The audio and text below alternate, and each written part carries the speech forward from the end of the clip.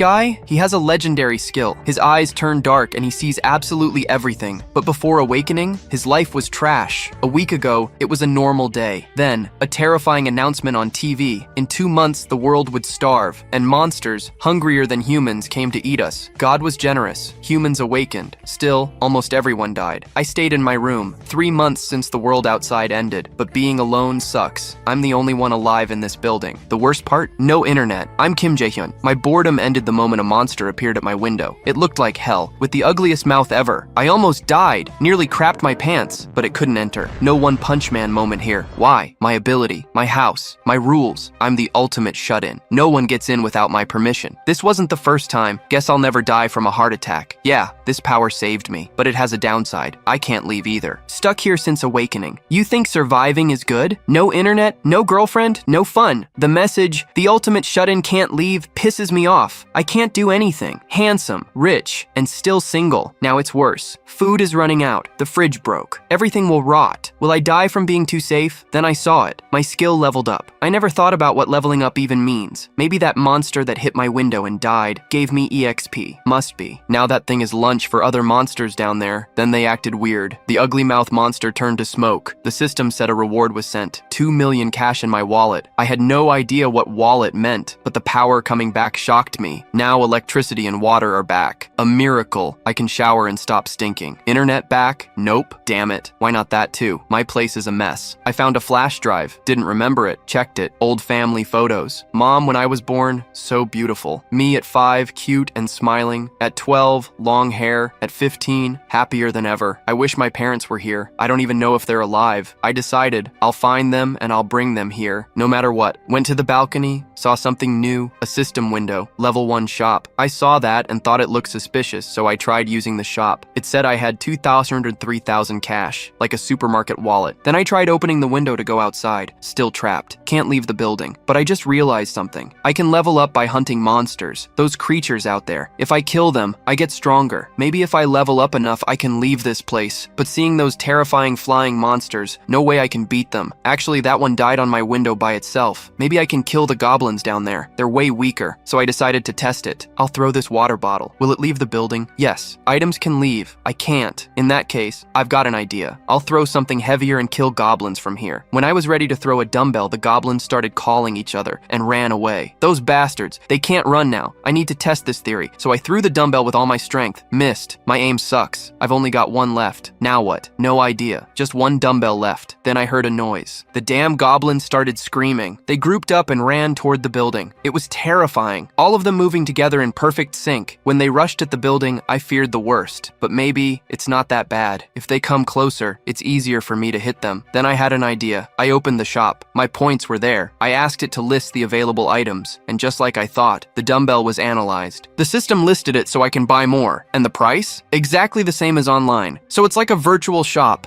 I asked the system for more dumbbells. Bought them. They materialized in front of me, and the price was deducted from my account. This is insane. Maybe the people downstairs heard me screaming. I threw the dumbbell with all my strength, and this time, I got lucky. Headshot on a goblin. System said I killed it and gained EXP. Also, 3,345 cash added to my account. The others were terrified, wondering what the hell fell from the sky. Dumbbells don't usually rain from above. I kept throwing more dumbbells, but now they were alert. Missed every shot. So I just kept buying more dumbbells and trying again. And with effort, I hit some of them. As a result, I kept leveling up more and more. The feeling is amazing. Then the system notified me. The ultimate shut-in unlocked storage level 1, an alternate dimension for storing items. To test it, I tried putting a dumbbell inside. It vanished from my hand, listed in storage, worked perfectly. I pulled it back out, right in my hand. Incredible. I can store anything and take it out anytime. So now I'll do something cruel. I filled the storage with dozens of dumbbells. Then I released them outside the building. A rain of dumbbells fell from the sky. The goblins couldn't escape. They were crushed, all of them, dead. I'm amazed by my powers. I never knew they could be used like this. Now I found out I can analyze other items like food and buy them with shop money. But now I have a new problem. My money is limited. Also, the power bill keeps draining my money. And since I wiped out the goblins with dumbbells, no monsters have come come near my apartment. No monsters means no money, no EXP. If nothing comes close, I'm screwed. I need a new way to kill monsters. While I was thinking, something appeared in the sky, and then I remembered. That thing from before, the one that attacked me. This is bad. That's a Calican, a high-level monster. I ran to the kitchen, tied shiny spoons to a chair, and hung it outside to reflect light. It worked. The monster noticed and flew toward the building, ready to strike with that disgusting mouth. But this time, I wasn't scared. The barrier was still active. It can't break through. If it keeps going, it'll kill itself like the last one. More EXP for me. This one's smarter. It realized it couldn't pass, then it flew away. No way! But actually, it didn't leave. It landed on the roof. When I leaned out to look, holy crap. I almost crapped my pants again. It pecked one spot, hard. But the barrier is absolute. Nothing enters without the Supreme Shut-In's permission. I thought for a second. Then I pulled up the shop. If dumbbells can kill goblins, what kills a monster this huge? While it kept pecking, I had an idea. I spent cash on oil bottles. Perfect. Poured oil in pots and heated it. If boiling oil can kill anything, let's find out. Then I wrapped paper on sticks and dropped the boiling oil into storage. Lit the stick on fire. Time for the ultimate trick. The beast kept pecking the barrier. I shouted for the oil to drop from the sky. Storage opened above it. Boiling oil poured down. The monster screamed. I threw the burning stick. The oil ignited. Flames everywhere. It worked. Yes, that beast is fried chicken now. It crashed to the ground, burning, smelled awful, looked worse. When it finally died, the system popped up. Calican defeated. EXP gained. And my cash? Now I've got 9,347,000. The Supreme Shut-In is richer than ever. But then, something happened. I unlocked a requirement. My territory expanded. Not just my apartment, the whole building, and a new ability. At first it hurt. My vision glitched. Then, I saw the entire building, including the people below. A family sitting in their living room, sad, hungry. What the hell? My eyes feel weird. Who are they? After a few seconds, it faded. My eyes went back to normal, but now the system showed their info. A man 30, a woman 30, 2 daughters 3 and 6, all eligible to become citizens of my territory. The system warned non-citizens will be expelled. If I do nothing, they're out, and the monsters will kill them. So I granted them citizenship, then I checked the ability, just as I thought. Supreme Eyes Level 1. I can see everything in my territory, nothing escapes. And in the system, the population list appeared. Currently, 4 citizens. Out of 600 slots available. 600? No way they fit in my apartment. Not even this building. Then I saw something amazing. Citizens share their power and EXP. If they fight and level up, I get a cut. Perfect. I'll get stronger faster. And now, missions unlocked, with time limits. If I fail, there's punishment. First mission, kill a goblin in 168 hours. Fail? The punishment says, your manhood falls off, which basically means death. Same thing. The system asked if I'd accept. I hesitated. I declined for now. Then I tested Supreme Eyes again. The world went dark. I could see the family below. The scene switched to them. The little girl asked her dad what they'd do. No food. The kids were starving. The dad felt crushed, watching his daughters hungry. But outside is hell. Going out could mean never coming back. Still, he had to try. He told his wife he'd go find food. She knew what it meant. If he stayed, they'd die. If he left, maybe they'd all die. But at least there's a chance. He got ready to leave. Said goodbye like it might be the last time. The kids cried, begging him not to go. When he was about to open the door, the handle turned by itself. They froze. Monsters? The door opened slowly. Light burst in. The dad grabbed a weapon ready to fight, but it wasn't a monster. He shouted for mercy, then saw me standing there. I'm here to help, I said. Water and food. They must be starving. They all stood in shock. How could someone show up to help? The father couldn't refuse. It was the only way to save his daughters. He invited me in. After that, the scene changes, and we see chubby Choi Hyung-jun's 2 kids hiding behind their dad, their suspicious eyes fixed on Jae-hyun. The 2 kids don't trust him at all. Meanwhile, chubby Hyung-jun, his wife, and the 2 children are sitting together at the table. Jae-hyun peels oranges, trying to break the tense atmosphere. He watches them in silence, wondering if he caused too much of a shock. However,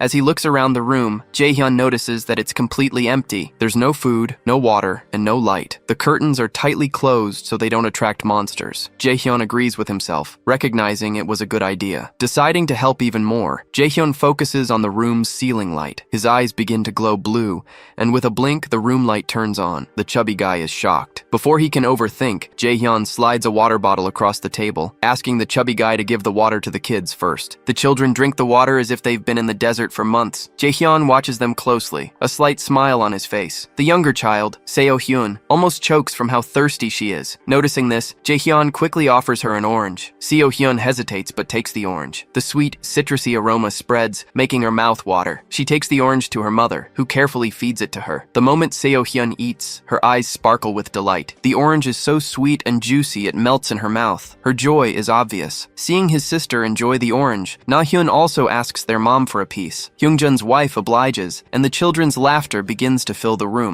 As Jae-hyun observes the joy, the system notification appears. The family's trust in Jae-hyun has increased a lot. Seo-hyun's trust level has reached 57, which qualifies her to become a vessel. Jae-hyun is shocked to see this notification. He still doesn't fully understand what a vessel is, but he's sure of one thing. He doesn't want to make a 3-year-old child his vessel. He thinks about how he can increase the chubby guy's trust to 50, since his current trust level is only 31. Jae-hyun is lost in thought when the chubby guy suddenly calls out to him, thanking him from the bottom of his heart. He asks how he could repay Jae-hyun's kindness. Jae-hyun calmly replies, suggesting they go outside to talk more. The scene changes, and we now see the chubby guy and Jae-hyun standing in the hallway. Jae-hyun asks the chubby guy if he received a system notification about citizenship. The chubby guy agrees. Jae-hyun asks more deeply if the chubby guy noticed anything strange. He explains that for a brief moment everyone froze in place. Upon hearing this, Jae-hyun realizes something crucial. If he hadn't granted citizenship to the chubby guy and his family in time, they would have been teleported out of the building. This realization makes Jae-hyun's expression serious and focused. With a clear and confident tone, Jae-hyun tells the chubby guy that if he helps him,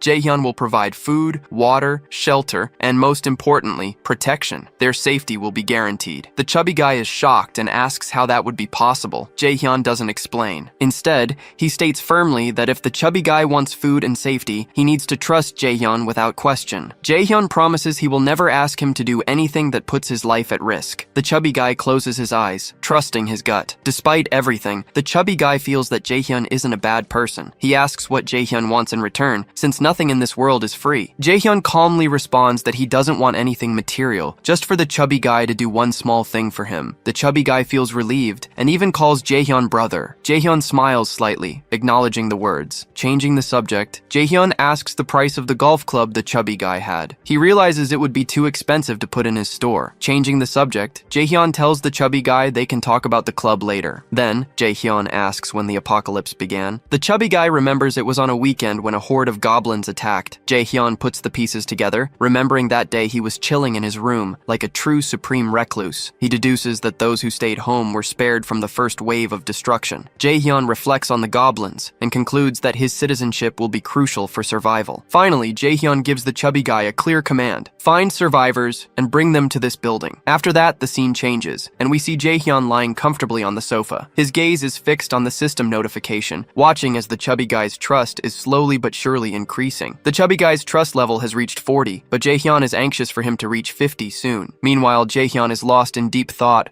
wondering when he'll be able to get out of the barrier to find his family. He wonders if granting citizenship to others will allow him to reunite with them. A very loud voice suddenly startles him. The sound pierces the silence, and Jae-hyun instantly recognizes it as the moan of a zombie and a human. Jae-hyun runs to the window and peeks outside. His eyes widen when he sees a group of 6 to 7 people fighting a goblin horde. He concludes that these people won't survive, as the group is too far from his building for him to help with his summoning ability. Jae-hyun starts to panic. However, to his surprise, a teenager throws a baseball with incredible force and instantly kills a goblin. Another teenager wearing a purple tracksuit launches 2 arrows at once and kills 2 more goblins. Finally, a third teenager with a baseball bat smashes a goblin's head with ease. The remaining goblins run for their lives. Suddenly, a loud noise startles the girl in the purple tracksuit. She finds a pack of ramen noodles on the ground and wonders where it came from. Looking up, she sees a black shadow on top of the building. It's Jae-hyun, trying to get her to come inside. As Jae-hyun watches the group,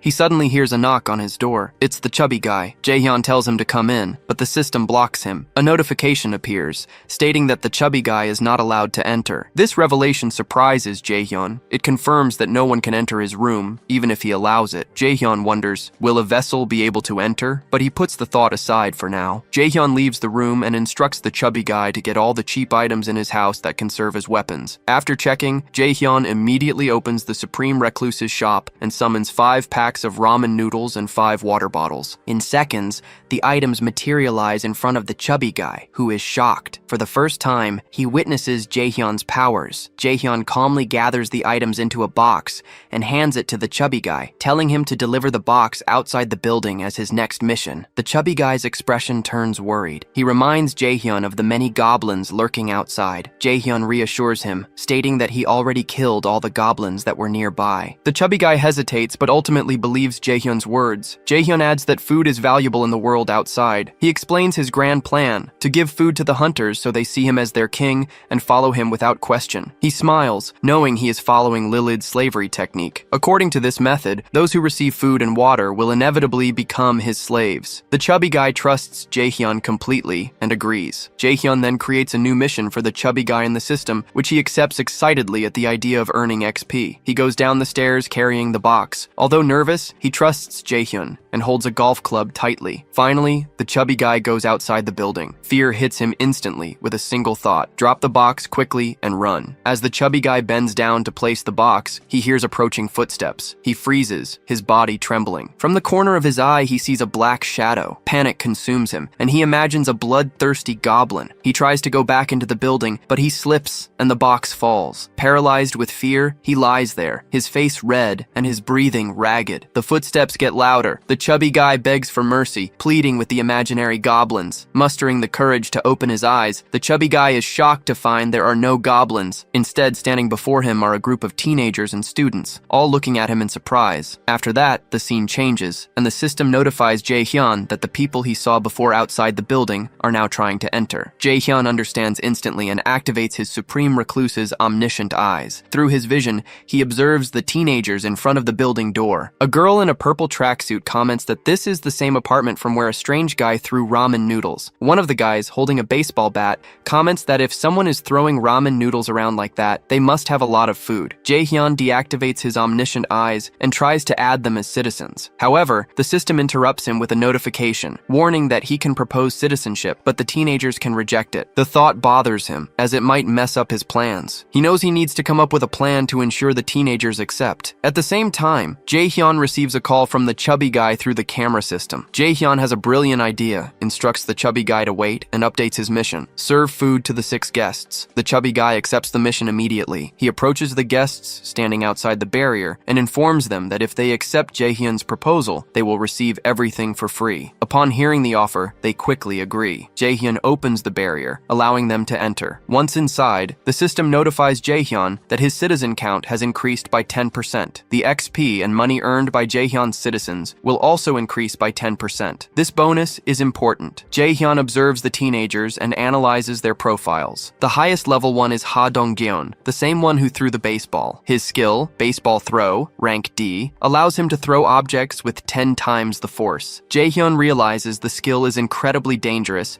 and concludes that they are all meta-humans. He sets their XP distribution rate to 70%, which means the teenagers get 70% and Jaehyun gets 30%. Satisfied, he realizes that if he continues to recruit citizens, they will become his automatic hunting team, allowing him to grow stronger and richer passively. This realization makes Jaehyun feel like he's in an Age of Empires game. Jaehyun knows his next step is to build the trust of these new citizens. Surprisingly, their trust is already increasing. Jaehyun is confused but decides to watch more. Meanwhile, the scene shifts to the chubby guy, who has brought all the teenagers to his apartment. Hyungjun's wife, seeing the group, is confused, but hears the chubby guy apologize and explain that they need food. The wife agrees to help. Jaehyun watches all this unfold through his Supreme Recluse's omniscient eyes, satisfied with the progress. After a while, Dongjin asks the chubby guy what kind of person Jaehyun is. The chubby guy explains that he doesn't know much, just that he's a strange but kind neighbor. Thanks to Jaehyun, they now have electricity, water, and food. Upon hearing this, Dongjin becomes worried. His gaze moves to the pack of ramen noodles Jaehyun gave them. Dongjin thinks Jaehyun must be a very dangerous and powerful metahuman. He silently decides to impress Jaehyun no matter what. Dongjin's trust in Jaehyun increases a lot, as he believes it's better not to anger someone with so much power. Meanwhile, the chubby guy asks the 2 girls in Dongjin's group if they want to take a bath while the food is being prepared. The moment the chubby guy mentions bath, the girls' eyes light up. The simple idea of a bath excites them. Dongjin is also surprised and realizes the shower must be working. The chubby guy confirms that there's even hot water and that it's part of Jaehyun's abilities. At this moment, Jaehyun is like an electrician, a plumber, and a water supplier. One of the girls jokes that Jaehyun seems to be the god of all their professions. While the group discusses this, a bespectacled teenager approaches Dongjin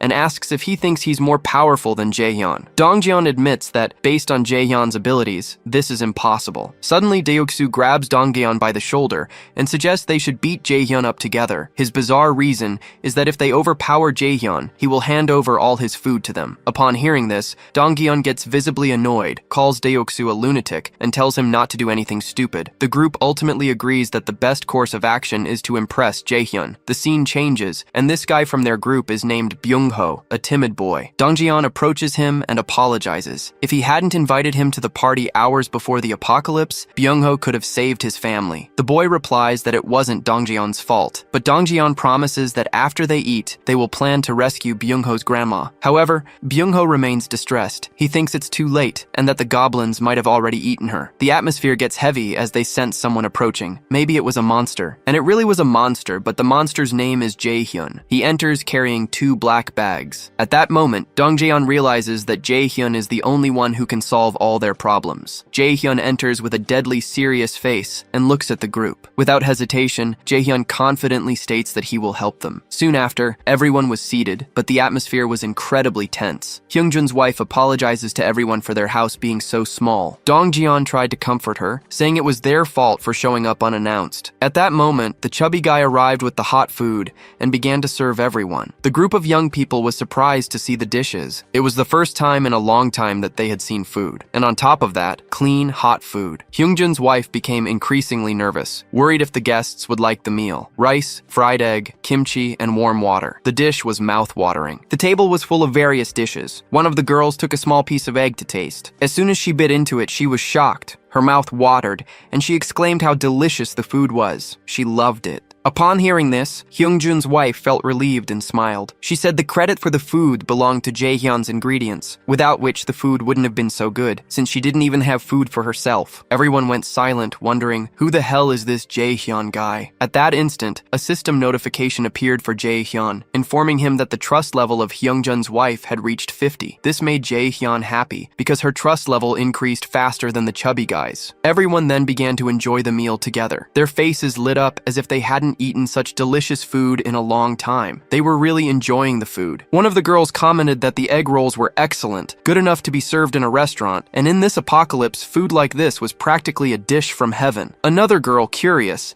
asked the chubby guy's wife if they were the same egg rolls served in Japanese restaurants. Seeing everyone so happy, Hyungjun's chubby guy's wife was equally joyful and encouraged them to enjoy the meal. At that moment, the younger daughter approached her with a sad face, saying she also wanted to eat those delicious egg rolls. The mother put her hand on her forehead and promised to make more rolls for her after the guests left. However, the little girl was still not satisfied and looked like she was about to cry. One of the girls then called the child and asked if she would like to share her egg roll. Upon hearing this, the little girl's face lit up with excitement and she ran to sit next to her. The girl, overflowing with emotion at Seo-hyun's cuteness and joy, used her chopsticks to feed her the egg roll. After tasting it, Seo-hyun was super happy. As everyone enjoyed the meal, Jaehyun noticed that the chubby guy and his wife were nearby, watching everyone with satisfied smiles. Seeing this, Jaehyun invited them to join the table and eat with everyone. The chubby guy and his wife were surprised at first, but they ended up sitting down and joining the group, enjoying the meal together. As everyone continued to eat, Jaehyun found himself feeling a bit sad. Watching everyone share a meal reminded him of how long it had been since he felt such warmth. He thought of his parents and hoped they were safe. With that, dinner ended. Afterwards, Seo-hyun went to her mother and said she was very sleepy. The mother picked her up and took her to bed. The older daughter also followed her, going to sleep. Now it was time for a serious talk. Jaehyun said they should continue the discussion. He turned to Dongjin and asked why he couldn't go to his grandma's house, even though it was so close. Dongjin looked nervous and explained that it was because of the goblins. Upon hearing about the goblins, Jaehyun's face became serious. Then Dongjin explained better, saying that the apartment's underground parking lot was a perfect hiding spot. So the goblins had made it their base. He even shared that he estimated the number of goblins there to be at least a few thousand. If they didn't defeat those goblins, they wouldn't be able to reach his grandma. Upon hearing this, Jaehyun became restless and thought to himself, the Supreme Recluse's ability is only valid up to the 30th floor. That's why the goblins could access the apartment building through the underground parking lot, which wasn't under my barrier. That was the reason I wasn't seeing any goblins. It was because all of them were in the basement. Dongjeon continued, explaining that all the apartment entrances were connected to the underground parking lot, and that's why they didn't dare to leave. The atmosphere became even more tense. Jaehyun, after much thought, then suggested that from what he remembered, there were secondary roads and small extra passages that served as shortcuts to the underground parking lot. Dongjeon agreed and said that their initial plan was to use the secondary roads to escape. However,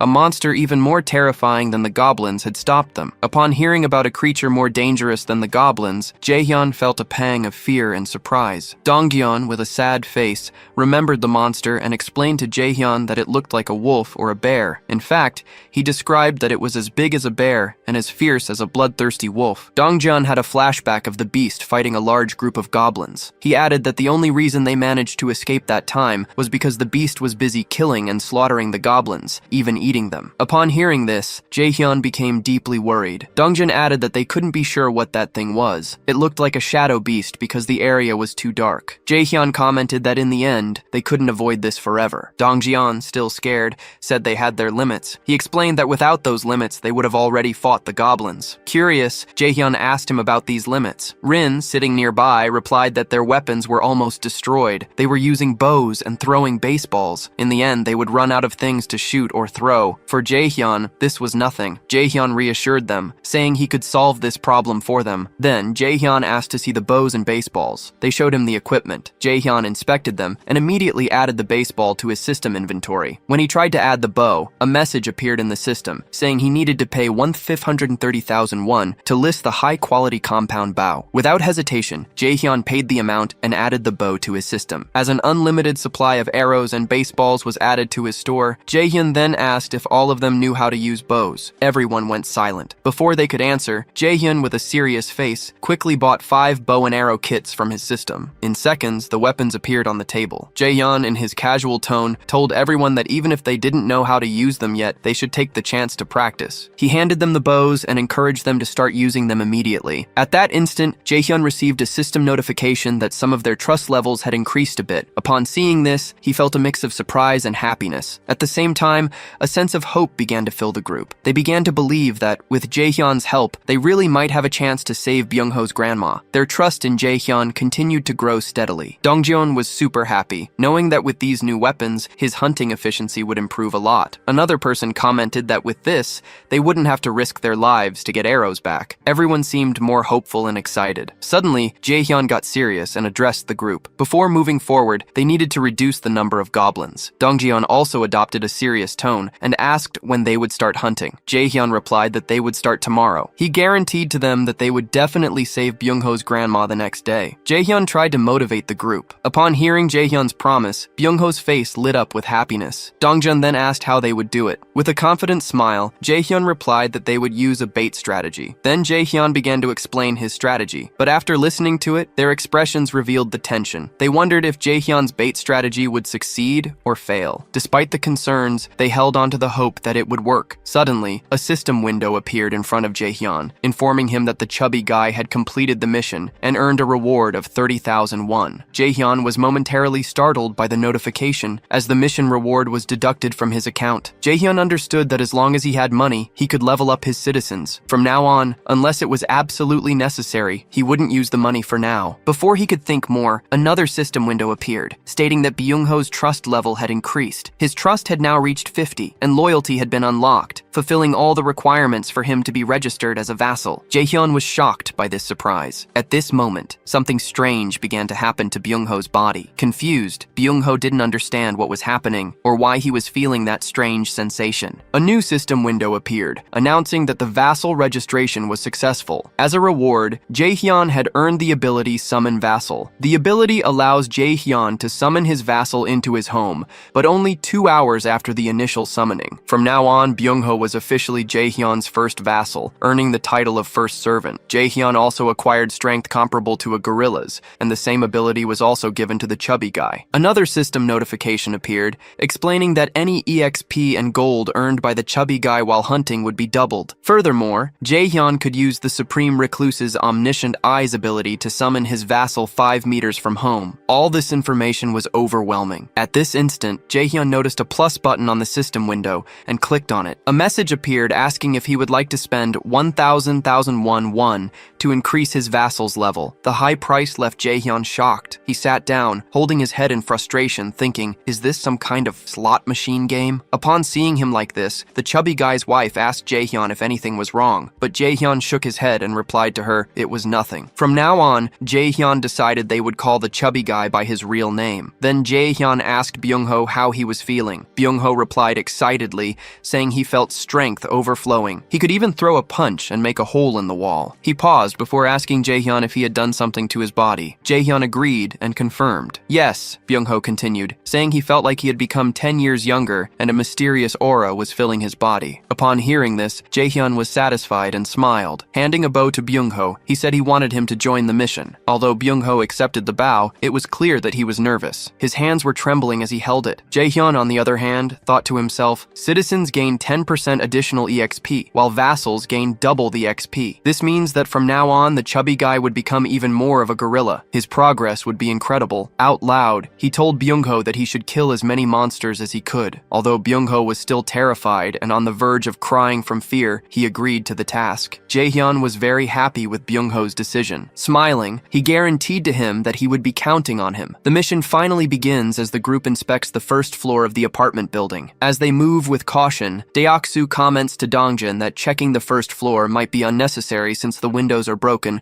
and the area is in bad shape. He suggests there might be no survivors. However, Dongjin disagrees and insists they need to check anyway. He reminds the group of Jaehyun's instructions, saying they are there as a rescue team and need to save as many people as possible. He explains that their main mission, assigned by Jaehyun, is to rescue any survivors in the building and escort them safely to the 30th floor. Stopping for a moment, Dongjin addresses the group, explaining the core of the mission. They need to lure a large number of goblins into the building and eliminate them. For this strategy to work, they need to find as many survivors as possible. He asks if everyone understands this clearly. The team agrees with confidence, boosting Dongjin's morale. Meanwhile, Deoksu gets ready with his iron club, prepared to smash some monsters. Dongjin instructs his team to start with room 101 and tells everyone to stay alert, warning that goblins can appear at any moment. The group enters units 101 and 102, where an unbearable smell fills the air. Inside, there are bloodstains everywhere. It looks like someone was dragged across the floor before being killed. They find a horrible scene, bodies scattered everywhere, broken windows, and blood splattered on the walls. Some people were cut in half, and women are unclothed, probably victims of the goblins before being killed. This terrible sight is too much for the women in the group, and they throw up on the spot. The shocked group looks at Dongjin, who, although disheartened, encourages them to move forward. The team completes the search of the first floor but finds no survivors, which leaves them discouraged. Dongjin then takes them to the second floor. However, the second floor is no better. Just like the first floor, it's full of bodies, bloodstains, and destruction, further disturbing the team. Determined to continue, they decide to check the third floor. Upon arriving there, Dongjin knocks on a door, shouting to ask if anyone is alive. The team, full of hope, starts knocking on doors one by one but finds no survivors. Dongjin's morale begins to crumble with each passing second, but he decides to continue and check the fourth floor of the basement. The group heads to the fourth floor. Dongjin knocks on another door, asking again if anyone is inside. He is about to give up, desperately praying to find at least a single survivor. This time, to their surprise, someone answers. A man opens the door cautiously and asks if they are really a rescue team. Upon seeing a living person, Dongjin is super happy. He assures the man that they are there to rescue survivors. The man, exhausted but still suspicious, asks for water. The group hands him a bottle, and the man is shocked. He had thought they were intruders who had come to hurt him or steal his resources. Despite his doubts, Dongjin tries to reassure him, saying they are truly there to help. Dongjin explains that they are residents of the same apartment and are there to rescue survivors. He invites the man to join them. The man, still skeptical, opens the door slowly, revealing 2 more people inside his room. Apologizing for being paranoid before, he introduces himself as Hong Jung-soo and agrees to go with them. Dongjin gets excited, shaking Young-soo's hands and introducing himself in return. He instructs 2 of his teammates to escort Jung-soo to the 30th floor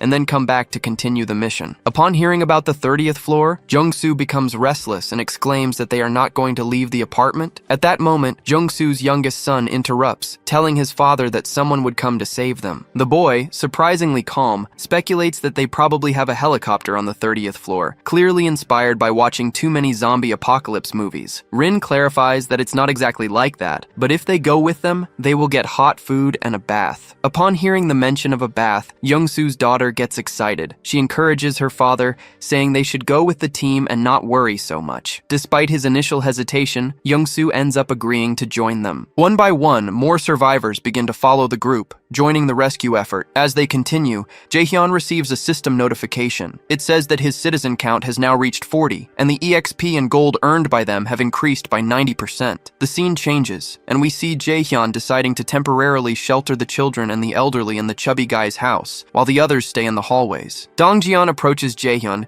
and informs him that they have only managed to rescue 40 people so far. Jaehyun asks Dongjian if there are only that many people in the whole building. Dongjian replies sadly, explaining that everyone who left their rooms was brutally murdered. He adds that they searched up to the 29th floor, but it seems many people didn't even leave home. Jaehyun is happy with their efforts, although he reflects that the chubby guy's house is already almost full. Even so, he feels that this number should be enough for now. Activating his Supreme Recluse's omniscient eyes, Jaehyun observes what everyone is doing. He first notices Byung-ho lifting a chair. He sees the chubby guy and others holding a huge water gallon, working together with the women. Finally, he sees Dongjian busy with his tasks. They were almost done with all the preparations Jaehyun had instructed them to do. With a side smile, Jaehyun tells Dongjian that they are ready to move on to the second phase of the goblin hunt. Dongjian gathers everyone and explains their mission: to lure the goblins hidden underground. He explains that they will start with basement level 1. The group will split into 2 teams to lure the goblins on B1 and eliminate them. Afterward, they will proceed to clear the goblins on B2. The bespectacled guy asks nervously, what if there are more goblins than they expect? Won't they get trapped and isolated on the first floor?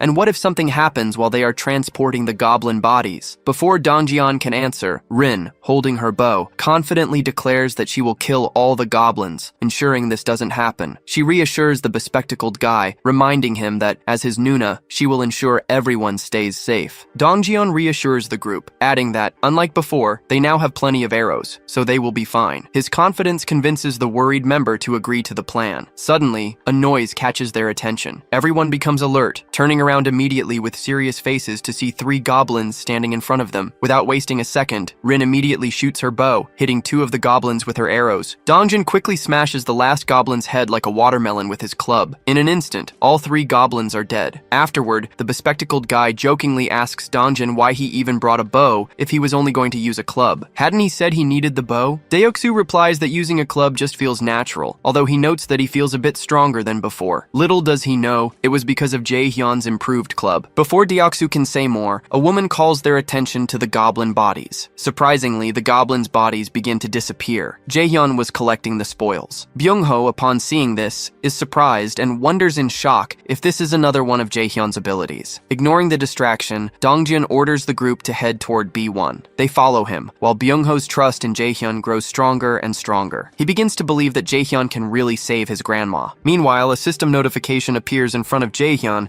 stating that the group's trust in him has increased. Drinking water, Jaehyun reads the notifications and thinks to himself that, although he hadn't planned it, it seems he has taken care of them like a guardian. Jaehyun feels like a big older brother. At that moment, another system notification appears, revealing that Byung-ho has reached a trust level of 50, fulfilling all the requirements to become a vassal. Jaehyun is surprised, as he didn't expect Byung-ho's trust in him to grow so quickly. Jaehyun reflects that Byung-ho must truly believe that Jaehyun can save his grandma. Recognizing the great development, Jaehyun realizes that the more vassals he has, the faster their growth will be. He checks Byung-ho's loyalty and is shocked to see that it is at 88, an even higher level than a mother and son. Calming down, Jaehyun decides that this is good news and confirms that Byung-ho becomes his vassal. Internally, he promises to do everything in his power to save Byung-ho's grandma. As soon as Jaehyun confirms, Byung-ho's body begins to shine during the goblin fight. Confused, Byung-ho has no idea what is happening. The intense light scares everyone, including the goblins, who begin to retreat. Dongjeon, nervous, tells everyone that he doesn't understand what's happening and orders them to fall back. The goblins, now blind, can't see. However, seeing this opportunity, the group begins to run. Dongjeon and Rin shoot arrows at the goblins as they run. Their arrows hit the goblins squarely in the forehead, killing them instantly. With a serious face, Rin uses her ability to shoot multiple arrows at once, killing many goblins.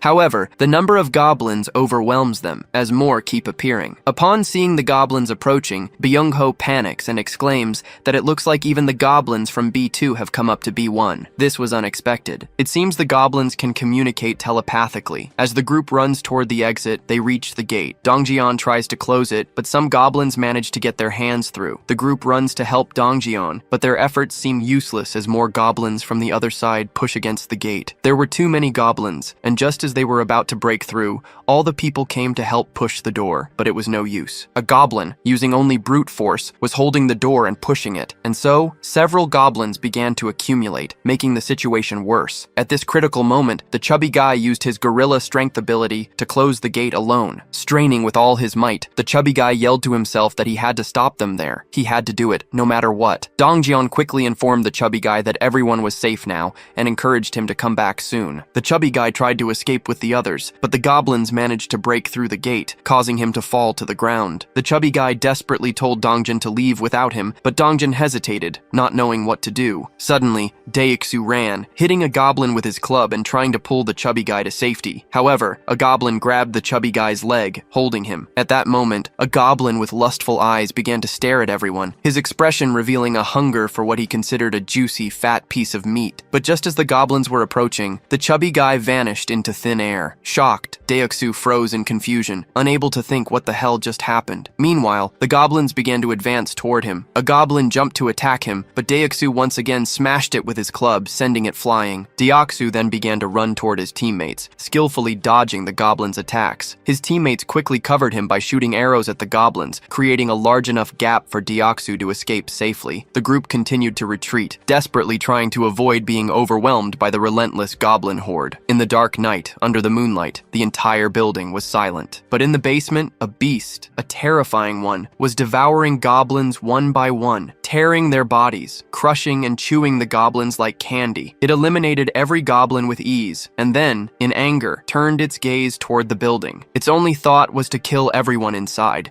driven by an insatiable hunger for more food to eat and evolve. On the other hand, the chubby guy suddenly fell to the ground with a thud. The chubby guy was sure he wouldn't survive today. He was convinced the goblins would make him dinner, but he was confused. He didn't understand where he was. Meanwhile, Jaehyun was standing in front of the chubby guy and, with a friendly tone, asked how he was feeling. The chubby guy was shocked and worried, but Jaehyun, with a friendly smile, helped him up. Jaehyun was happy he had made the chubby guy his vassal because it allowed him to summon him there. The chubby guy's leg, however, was very bruised. It was bleeding from a goblin scratch. The chubby guy couldn't understand anything. Before he could process, Jaehyun noticed the deep cut on the chubby guy's leg. The chubby guy tried to ignore it, saying it was nothing and that it would heal on its own. But Jaehyun saw that the chubby guy couldn't even move his leg. This was a serious situation. Jaehyun told the chubby guy to stay there and ran to his room. Upon arriving, Jaehyun grabbed his first aid kit. He remembered how his mother had taught him how to do first aid in emergencies. Jaehyun had an infinite number of antiseptic pills and medical supplies. He practically had all kinds of medical resources. However,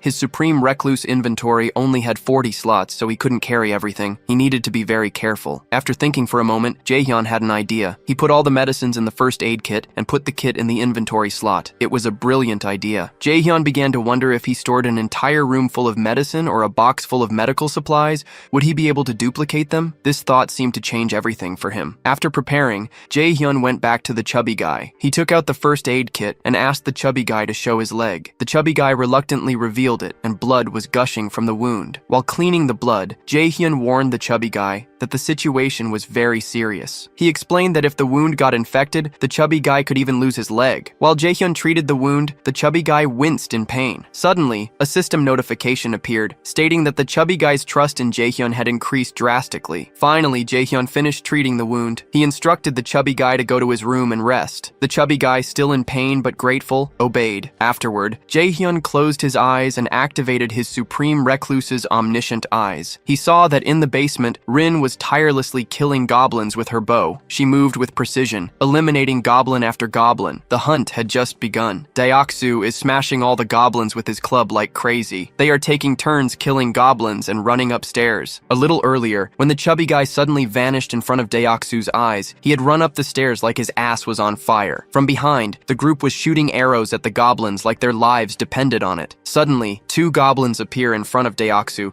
looking ready to tear him to pieces. Out of nowhere, Byung-ho went nuts. Byung-ho swings the club with the energy of someone with a fucking sugar rush, and in a single blow, he smashes the heads of the 2 goblins. He didn't fucking stop. He jumps forward, landing in front of Deoksu, and begins to obliterate the goblins one by one. It's as if the power of 10 fucking elephants is running through his veins. Everyone is standing there like, just happened. Was Byung-ho always this strong? Well, thanks to becoming Jaehyun's vassal, the guy is now basically on a power trip. Jaehyun watches the chaos unfold and feels a wave of relief. Everyone seems safe for now. Taking a second, he checks Byung-ho's status. Byung-ho is now level 30. His trust is 55 and loyalty is 88. His awakened skill, teleportation. That's right, a game-changing rank A skill. The guy can teleport to anywhere his eyes can see, and not just himself. He can take others along too. Jaehyun smiles like a proud father, thinking, for sure, making Byung-ho a vassal was the best decision. Meanwhile, Byung-ho is still on his high, destroying goblins left and right. Deoksu, taking in the madness, turns to Jae-on, the bespectacled guy, who looks like he's about to faint. He asks if Jae-on can continue. Jae-on agrees, determined. The group prepares for the next attack. Deoksu asks Rin if the water tank is ready. Rin confirms, and at that instant, Byung-ho comes up the stairs, dragging an army of goblins behind him. Byung-ho jumps up the stairs, and as soon as he gets to the top, the group turns the huge water tank on top of the goblins. The goblins get soaked, but it's not enough to take them down. That's when Dongjeon grabs an extension cord and plugs it into the outlet. Wires hidden along the staircase light up, and electricity crackles through the water. The lower level goblins, those level 6S and 7S bullshit ones, fry like chicken in an air fryer. But the level 10 goblins? Those bastards are still standing. The system notifies Jaehyun that he earned a huge amount of EXP and a fat wad of 34,464-1. It all goes straight to his supreme wallet. Jaehyun smiles because he just leveled up, and his skills got even more broken. But then, shit gets weird. Jaehyun feels a strange pain in his body. His heart starts pounding like he just ran a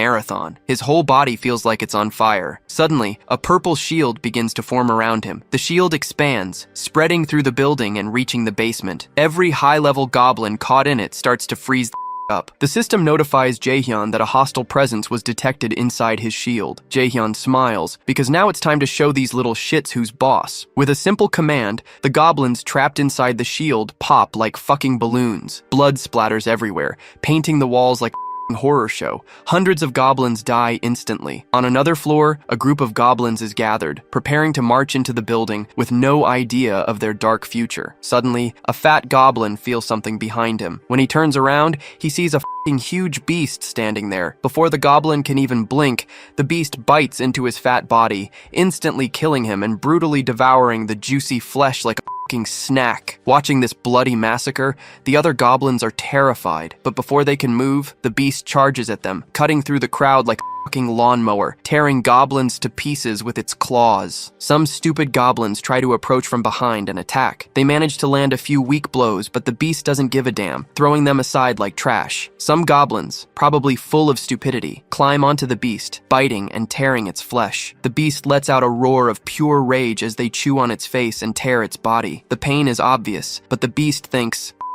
it. With an earth-shaking roar, the beast grabs every goblin hanging on it and tears them to pieces. Pieces of goblins fly everywhere, blood splattering like a horror show. The beast stomps on the remaining bodies, crushing them into a disgusting bloody paste. The goblins are completely exterminated. But then, out of nowhere, a system notification appears, stating that the beast has been granted fucking citizenship. Suddenly, the beast begins to shrink. Its huge, bloody form is drained of energy, and holy starts to transform. In a few moments, voila, the beast is gone, and in its place is a stunning woman. Naked as the day she was born, but covered in blood, she faints, unconscious on the floor. Jae-hyun, watching all this through his supreme recluse's omniscient eye, is completely shocked. He mutters, "What is that?" A system window appears, dropping more bombs. The girl's name is Oh Yeon-ju, and her skill is called Dress Up Bear. Another notification explains that Dress Up Bear allows the user to transform into a freaking monster, maximizing all physical and regeneration abilities. Jae-hyun is impressed. This chick is level 33 with a rank A skill. Then, more notifications come. Dongjun and Hae-rin's trust reaches 50, unlocking loyalty, and Deoksu, his loyalty surpasses 30, fulfilling the requirements to become a vassal. Jaehyun smiles to the side and tells the system to register Deoksu. Boom! Another vassal is added to the team. Deoksu gains the skill Iron Knight, and a system notification explains that Iron Knight allows the user to summon a halberd and a full iron armor. Jae-hyun understood something crucial. The higher the vassal's levels, the stronger their awakened abilities become. He starts to think about his vassals one by one. The chubby guy with the strength of a gorilla has a rank C skill and is level 20. Deoksu, who has the Iron Knight skill, a rank B skill, is level 25. Byung-ho, with the rank A teleportation skill, is at level 30. Jae-hyun thinks more deeply. From the moment they were registered as vassals, their levels seem to be decided based on the rank of their awakened abilities. However, a question bothers him. Are the skill ranks chosen randomly? He ponders. If Byung-ho earned a rank A skill corresponding to his loyalty value, then why did the chubby guy with a higher loyalty value only earn a rank C skill? After all, Deoksu obtained a rank B skill with a loyalty value of 31. Confused, he thinks more. It would be useful to understand the factors that determine higher rank abilities. This information is crucial, especially since he can only register 10 vassals. It would be advantageous to register someone with the potential to earn a higher rank ability. Finally, Jae-hyun comments to himself, not knowing what could happen if he registers a metahuman as a vassal is a problem. His thoughts are interrupted by a system notification. The metahuman can now move freely between stairs, elevators, and hallways. After considering this, Jae-hyun goes toward the elevator and uses his Supreme Recluse's omniscient eyes ability to observe the girl. She is still lying unconscious on the floor. Jae-hyun calls the chubby guy, who arrives quickly as the elevator doors open. Jae-hyun instructs him, explaining that on basement level 2, he will find a girl, and he wants the chubby guy to bring her up here. Meanwhile, his teammates are tying up the defeated goblins with ropes, trying to understand the chaos. It seemed that all the goblins were scared and running from something. Dongjeon is particularly shocked, realizing that he underestimated the pure power of the ability they had just witnessed. He is shocked, seeing how Jae-hyun, with a simple snap of his fingers, popped all the goblins like it was nothing. Dongjeon remembers past moments, like when the chubby guy talked about Jae-hyun's divine abilities, and even mentioned things like hot water. Putting the pieces together, he realizes that this must also be part of Jae-hyun's abilities. He remembers that the chubby guy's wife once mentioned that the ingredients for their food were all provided by Jae-hyun. In deep thought, Dongjeon concludes, all of this is connected to Jae-hyun's abilities. Dongjeon wonders why Jae-hyun is so strong that he might not even need anyone, but still chooses to help everyone in this world. Dongjeon's trust in Jae-hyun increases even more. Thinking about Byung-ho, Dongjin notes, Byung-ho was always an introvert, but after meeting Jae-hyun, he changed, acting like a psycho killer for a moment. While gathering the wires, the only thought in Dongjin's mind was, Jae-hyun is such a frighteningly strong being, and his abilities must be feared. On the other hand, the chubby guy is seen running to basement level 2 to rescue the woman. While Dongjeon continues his thoughts, he considers how lucky they all are that Jae-hyun chose them. Meanwhile, Jae-hyun, with his supreme recluse's omniscient eye, is observing everything, staying vigilant and calculating his next move. After that, the scene changes to a flashback. A very cute child is playing with his toy car. He turns around, full of joy, and calls his mom, asking if she can play with him too. Then, the same woman who had transformed from a beast into a human before appears. She is playing with her son in a loving and caring way, while the child waves his hand happily, but this happiness is short-lived. The color drains from her face when she sees something terrifying. She is horrified and screams loudly. Her son, still smiling and calling her to play, doesn't notice the danger behind him. 3 bloodthirsty goblins drooling and ready to devour him alive. The woman is overcome by a powerful desire to protect her son. She runs as fast as she can, but it's too late. The goblins, with their insatiable hunger, don't let such delicious meat escape. In an instant, they tear the child to pieces and devour him in front of her eyes. The woman witnesses her son's brutal death, and it destroys her from the inside out. This horrible nightmare wakes her up with a start. The woman, Yeon-ju, Yeonju wakes up, terrified and drenched in sweat. She screams loudly, sitting on the bed, her chest heaving. Nearby is Jae-hyun, who greets her calmly. Jae-hyun looks at her for a moment and asks how she's feeling. Yeonju, still disoriented, holds her head, trying to understand where she is. Meanwhile, Jae-hyun extends his hand and introduces himself, saying he is happy to meet her. However, Yeonju remains suspicious of Jae-hyun and asks a single question. Was he the one who did that job before? Jae-hyun looks confused, not knowing what Yeonju means, but she insists, asking if he was the one who made the goblins' heads fly off like balloons. It turns out that while Yeonju was unconscious, Jae-hyun had used his domain expansion to kill the goblins, making their heads pop like balloons. While Jae-hyun tries to offer his hand again, Yeonju pulls away, her voice trembling. She confirms that it was indeed Jae-hyun who killed the goblins. This discovery makes her even more suspicious and wary. Her fear of Jae-hyun grows, as his immense power is undeniably terrifying. He can annihilate an entire group of goblins in an instant, like crushing ants under his foot. Yeonju's thoughts turn dark. She begins to wonder if she were as strong as Jae-hyun, maybe she could have saved her son. Overwhelmed by sadness, she begins to tremble and cry again. She curses her own power, lamenting that it awakened too late. If it had awakened earlier, maybe her son would still be alive. Between the tears, Yeonju calls out to Jae-hyun. Her voice trembles and she looks completely devastated. Jae-hyun, caught by surprise, watches her intently. Yeonju, with a desperate and sad tone, asks Jae-hyun if he can save her son. Deep down, she knows her son is gone, but she begs Jae-hyun to avenge him, killing all the fucking goblins in the world. And with that, another goblin slayer is born. Yeonju sits on the bed and cries, her body trembling. Jae-hyun stands nearby, silently observing her overwhelming sadness. The room is filled with the sound of her uncontrollable crying. Jae-hyun ponders the tragedy she suffered. As a recluse, he isn't good at interacting with others. He genuinely doesn't know how to comfort this grieving mother. As Yeonju was crying, the system suddenly notified Jae-hyun that Yeonju's trust in him had increased a lot. Yeonju continued to cry, telling Jae-hyun how much she missed her son. Seeing her pain, Jae-hyun couldn't figure out how to help. He understood that the goblins had eaten her child. Jae-hyun wondered if there was anything he could do. Then he had an idea. What if he gave Yeonju a mission with a reward that would revive her son? Although he knew it was impossible, he decided to try. Jae-hyun created a mission for Yeonju. He wrote in the mission that if Yeonju killed 1,000 goblins, the reward would be that her son would be revived. Instead of doing nothing, Jae-hyun felt he had to try. Jae-hyun prayed that the mission would work. He knew there was no way to bring the dead back, but in this fucked up world, anything seemed possible. However, as soon as Jae-hyun applied the mission to Yeonju,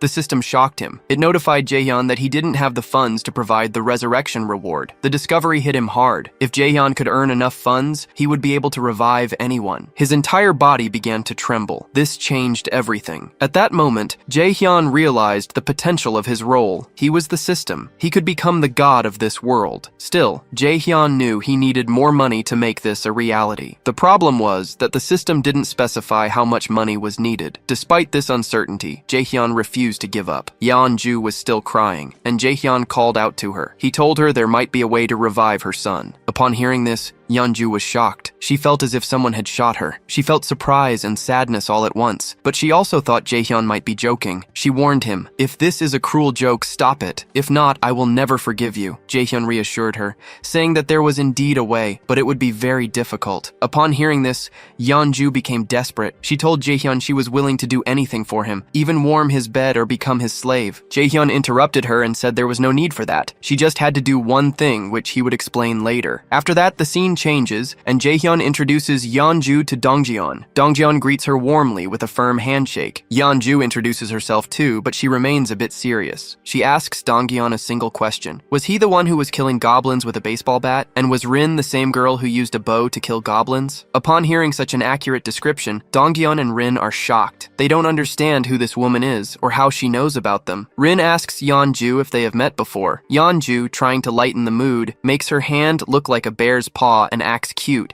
saying they must have met her before. She playfully asks if they really don't recognize her. Dongjeon, Rin, and Deok-soo are all confused, wondering what the woman is talking about. Yeonju smiles confidently and decides to activate her beast transformation. Little by little, fur begins to appear on her body. A deep and threatening aura emerges, and soon her entire body is covered in thick fur. As soon as Yeonju completes the transformation, Rin recognizes her and is about to scream. Yeonju, now almost 3 meters tall, stands up like a terrifying, deadly beast, ready to attack anyone in her path. Rin and the others finally realize that she is the same beast that blocked them in the basement, killing goblins like crazy. Upon seeing their reaction, Yeonju laughs. This moment amuses her a bit, and she puts her hand to her face, saying that, to be precise, she is actually a bear, not a beast. She assures them that she is not an enemy. In fact, she explains that she has helped them by killing goblins in the basement many times, but they never noticed. Instead, they thought she was a beast that wanted to kill them too. Finally, Deoksu and Dongjin realize that Yeonju is telling the truth. The beast never attacked them. She was killing the goblins that were about to end their lives. Dongjin approaches Yeonju with great joy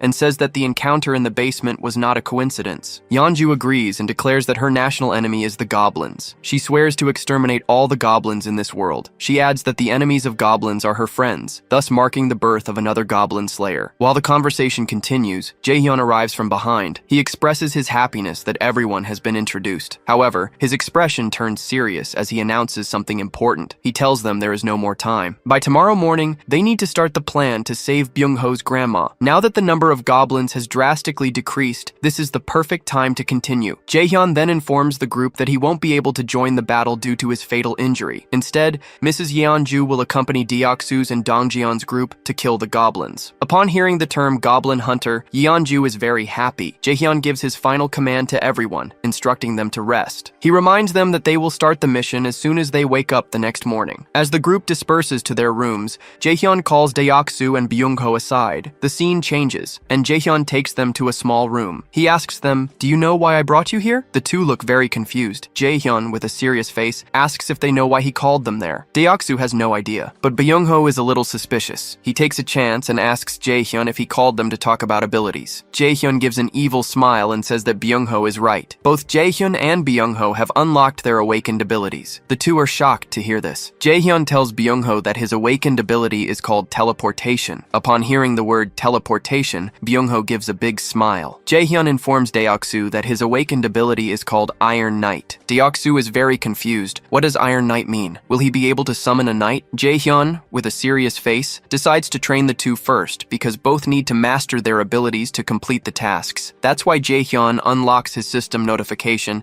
and creates a new mission for the two. The mission is that both need to discover their awakened abilities. They need to unlock their awakened abilities for the first time. The time limit is 1 hour. The reward is an increase in strength, and the punishment is that both have to sleep outside. Jaehyun is about to give the mission to both. At the same time, Deoksu, super excited, asks Jaehyun if Deoksu has unlocked his awakened ability. Will he be able to use his abilities like Dongjin? Jaehyun agrees. Upon hearing this, Deoksu gets more excited and starts jumping like a child and shouts that he can't wait to use the Iron Knight ability. Iron Knight sounds very cool. After that, Jaehyun explains to Deoksu that he can summon the iron armor and a halberd of hell using his Iron Knight ability. While Deoksu is listening to Jaehyun and is about to ask a question, at the same time, in front of Deoksu's eyes, Byung-ho disappears with a splash. Upon seeing this, Deoksu is very surprised and stands still. For a while, both Jaehyun and Deoksu stand in total silence. After a moment, Byung-ho teleports from his spot and reappears a little further away. Upon seeing this, Byung-ho is very surprised and happy. Byung-ho can't believe that he thought he could teleport a little further, and as soon as he thought it, he teleported. Byung-ho squeezes his hands and says that with this ability, he can definitely save his grandma. On the other hand, Deoksu notifies Jaehyun that Byung-ho's trust in Jaehyun has increased drastically. The next moment, Byung-ho, bowing his head from the bottom of his heart, thanks Jaehyun and tells him that from today on, he will begin to believe in Jaehyun. Everything Jaehyun says, he will do for Jaehyun. For Jaehyun, Byung-ho will be able to save his grandma. But Jaehyun tells Byung-ho that he shouldn't be so happy so soon, because it would be very difficult for him to get to his grandma's house at the moment. Upon hearing this, Byung-ho is a little disappointed. He now has the teleportation ability, so he can teleport directly to his grandma's house. But Jaehyun says there's no guarantee that Byung-ho will be able to control his ability well. At the moment, Byung-ho doesn't even know how far he can teleport, or for how long he can teleport at a time. First, Byung-ho will have to master his teleportation ability, because it shouldn't happen that, while teleporting, Byung-ho gets stuck midway to his grandma's house. Or he falls unconscious, and the goblins kill Byung-ho. Upon hearing this, Byung-ho is a little disappointed, but he understands that everything Jaehyun is saying seems logical, so Byung-ho will have to wait a little longer to save his grandma. But while Jaehyun and Byung-ho are talking, a very strong flash shines from behind. Upon seeing this, both Byung-ho and Jaehyun are scared, and the the next moment, as soon as Jaehyun and Byung-ho turn around, we are shown a huge statue holding a very large iron axe in its hand, which looked very dangerous. This is none other than our Deoksu. Deoksu has invoked his Iron Knight, and Deoksu's body has a very thick, powerful, and enchanted iron armor, and he is holding a very large iron axe. Upon seeing such a thick and cool armor and weapon, Deoksu's trust in Jaehyun increases. The system notifies Jaehyun that Deoksu's trust and loyalty have increased drastically. Deoksu is dancing happily. On the other hand, Jaehyun tells Byung-ho to teleport to the building next door. This will be Byung-ho's first mission. If he can easily teleport to the building next door, it means he is using his ability well. Byung-ho looks at the building next door, stands still for a while, and is determined to teleport there. On the other hand, Jaehyun also creates a new mission for Byung-ho, in which it is written that he will have to teleport to the building next door in 3 minutes. The reward will be an increase in teleportation proficiency. Byung-ho concentrates, and from behind, Deoksu increases his confidence, encouraging him. Byung-ho, with a serious face, thinks about teleporting to the building next door, and in a moment, he disappears from his spot. The next moment, he successfully teleports to the building next door. Byung-ho waves his hand while looking at Jaehyun from the window of the building next door, and Jaehyun is also happy to see that Byung-ho has already used teleportation over a long distance. Byung-ho also happily waves his hand from that building. At the same time, suddenly there is darkness in front of Byung-ho's eyes, and he suddenly falls unconscious, collapsing in the building. Upon seeing this, Deoksu and Jaehyun are scared. What happened to Byung-ho suddenly? Jaehyun doesn't wait for a second. He summons Byung-ho with the summoning ability, and then puts him to sleep. Jaehyun quickly checks Byung-ho's system notification, and finds that his health is in good condition. Byung-ho is just sleeping. So Jaehyun thinks that either his mana ran out, or again, his limit is only to teleport over a short distance. If Byung-ho teleports more than that, all his energy will run out, and he will fall unconscious. Jaehyun explains all this to Deoksu, that Byung-ho is completely fine. After a little rest, Byung-ho will regain consciousness. After that, Jaehyun suddenly turns to Deoksu and asks if he likes to exercise. Deoksu doesn't understand this question. Why is Jaehyun suddenly asking about exercise? And the next moment, Jaehyun gives Deoksu the One Punch Man schedule task. Jaehyun creates a new mission for Deoksu, in which he has to do 100 push-ups, 100 squats, and run 10 meters in 10 minutes. The reward is an increase in strength, and the punishment is sleeping outdoors. And Deoksu has to do all this with his armor on. Deoksu doesn't take a second. He quickly starts the push-ups, squats, and the run. With the armor on, Deoksu quickly completes all the push-ups and squats, but he starts to pant loudly. Jaehyun looks at him from behind and thinks that Deoksu completed this task with such ease. Maybe this is because Deoksu is already an athlete who plays sports. Because of this, Deoksu's endurance is already very good. While Jaehyun is thinking all this, the system notifies Jaehyun that the evaluation process has started. Jaehyun doesn't understand. Is this a new evaluation notification? Because he had never seen an evaluation notification before. While Jaehyun is thinking all this, Deoksu asks Jaehyun if he wants to do any other task or any other quick mission. Jaehyun says, "No, that's all for today. Deoksu can go." After that, Deoksu thanks Jaehyun and says he will leave. At the same time, the system notifies Jaehyun that the evaluation has been completed. Since Deoksu's strength increased due to the completion of the task, Jaehyun's strength will also increase a little. Upon seeing this notification, Jaehyun is very shocked because he feels that his body is stronger than before. This information was revolutionary for Jaehyun. This means that all of Jaehyun's vassals will become stronger, and Jaehyun will also become stronger. This changed everything. After that, the scene changes. We see that it's night. Byung-ho and his entire group are running. Many goblins are also running after them. Deoksu quickly invokes his Iron Knight. And like a true knight, he stands in front of all the goblins, and one by one begins to kill and cut all the goblins. But Deoksu was alone. How could he stop all the goblins alone? Some goblins pass to the right and left of Deoksu and run towards Byung-ho, but from behind, Byung-ho was also ready with his bow and arrow. With the help of the arrow, Byung-ho kills all the remaining goblins, and he is ready to kill the remaining goblins. Upon seeing Byung-ho and Deoksu, all the remaining goblins are scared and run back. But a huge shadow from behind stops all the goblins. Upon seeing that huge shadow, all the goblins are so scared that tears start to come out of their eyes, because that huge shadow is none other than our huge bear mummy. Before the goblins could say anything, the bear mummy cuts all the goblins into 2 pieces, and Byung-ho and his group are also killing all the goblins one by one. Byung-ho's group tells him that they are killing all the goblins and stopping them. Byung-ho should quickly go to his grandma and save her. Byung-ho leaves his group to kill the goblins and goes to save his grandma. On the other hand, Jaehyun is just sitting at home and eating ramen noodles. While eating ramen noodles, Jaehyun is notified by the system that his citizens have completed the mission. Because of this, he has received 132.96 66-1. Jaehyun is surprised because it was the first time his citizens earned money by completing the mission. Jaehyun thinks that when Deoksu completed the mission, Jaehyun's strength increased. And when other citizens completed the mission, Jaehyun earned money. Jaehyun thinks that when his citizens complete the mission, Jaehyun's reward will be random. Slowly, many systems notify Jaehyun that other citizens have also completed the mission. Byung-ho has also completed his mission, and the system is evaluating all the rewards. Finally, after a while, when the system evaluates all the rewards, the system notifies Jaehyun that he hit the jackpot. And as soon as Jaehyun sees the jackpot reward, his ramen noodles get stuck in his throat. Jaehyun is shocked with his mouth open. Well, this reward was a new feature, skill points. Jaehyun raised an eyebrow, genuinely shocked. Like, seriously? Now he's earning skill points? At this rate, nothing would surprise him anymore, even if the system decided tomorrow that it was pregnant. Then, the scene changes, and we see Byung-ho finally teleporting near his house. With a deadly serious and slightly nervous face, he was intensely staring at his house, slowly walking towards the door, his mind racing with 100 thoughts. He was desperately praying that his grandma was okay. The next moment, gathering every ounce of courage he had, he ran, shouting his grandma's name directly towards her room. But even in this desperate situation, he didn't forget to take off his shoes. Man, I love this guy so much. Back to the story. As soon as he reached the room, his eyes widened dramatically. His grandma was alive, but she was lying unconscious on the floor, looking painfully weak. Panic surged in Byung-ho as he hurried towards her. Luckily,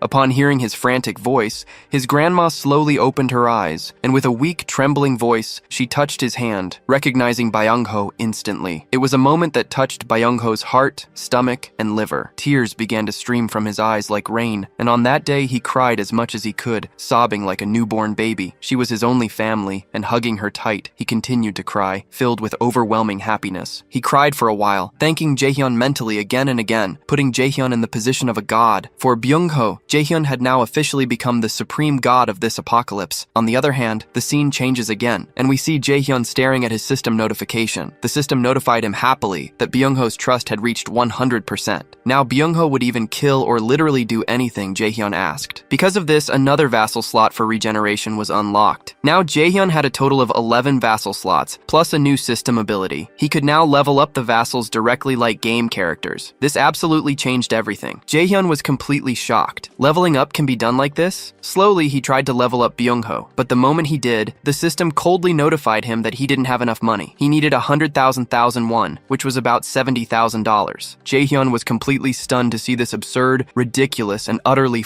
up amount. He began to slam his hand furiously, yelling at the system that it was insane. Honestly, this system was more greedy than a fame-hungry influencer. At that instant, Jaehyun heard a strange noise. His senses picked up the sound of the elevator. Immediately activating his Supreme Recluse's omniscient eyes, he detected two people. A chubby-bodied person and a cute girl standing sinisterly beside the chubby guy's door. And I must say, both looked scary and extremely suspicious. Before you get confused, in the novel, when Jaehyun's domain expanded, it allowed all the people under his domain to move freely. Now back to the story. When the chubby guy's wife, Haiwan, upon hearing the doorbell, opened the door, she was surprised. The suspicious-looking woman greeted her warmly, introducing herself as Dabin and her brother as Minho. They explained that they lived in apartment number 1701. Clearly confused and full of suspicion, Haiwan cautiously asked what brought them there. With a trembling voice, Dabin shamelessly confessed that they had come to ask for help. She nervously explained that she just wanted to take a bath. After all the tension, Haiwan was dumbfounded, thinking, what a bath? Still a bit confused, Haiwan invited them in, assuring her that it was an easy task. As soon as the two siblings entered, Minho, still with a serious expression, asked where he should place the large box he was carrying. Hwan was intrigued, until Dabin explained that the box was full of canned food and supplies. She couldn't be selfish enough to ask for something in these difficult times without offering anything in return, right? While Minho was placing the box on the floor, Hwan tried to say that they didn't need to go to all this trouble, but Dabin insisted that she keep the box, saying it would be strange to go to a stranger's house and ask for a free bath. At this exact moment, Dabin noticed all the weapons scattered around. Surprised, she asked if all those weapons belonged to Hwan. Was Hwan a hunter? This scared Hwan, and she awkwardly explained that it was complicated. The weapons belonged to someone else, someone like their boss. While Hwan was busy explaining, Jaehyun finished spying on them. After careful observation, he concluded that, at least for now, these siblings didn't seem bad. Jaehyun decided he would speak to them in person, and then decided decide what to do. Then, suddenly, the system notified Jaehyun that a red tiger was being hunted. Jaehyun received a huge amount of experience points, plus 4,000,001, totaling 39,000. His abilities increased drastically, and he even gained a new ability. All these notifications were overwhelming for him. Jaehyun realized he had made a mistake. He had become too absorbed in observing the siblings. Meanwhile, outside was total chaos. Everyone was completely exhausted and injured, having just managed to kill a huge and monstrous tiger. Yeonju, covered in blood, was lying unconscious on the ground. It was a total disaster. At that instant, the range of Jaehyun's domain expansion increased again, causing an intense wave of pain directly in his heart.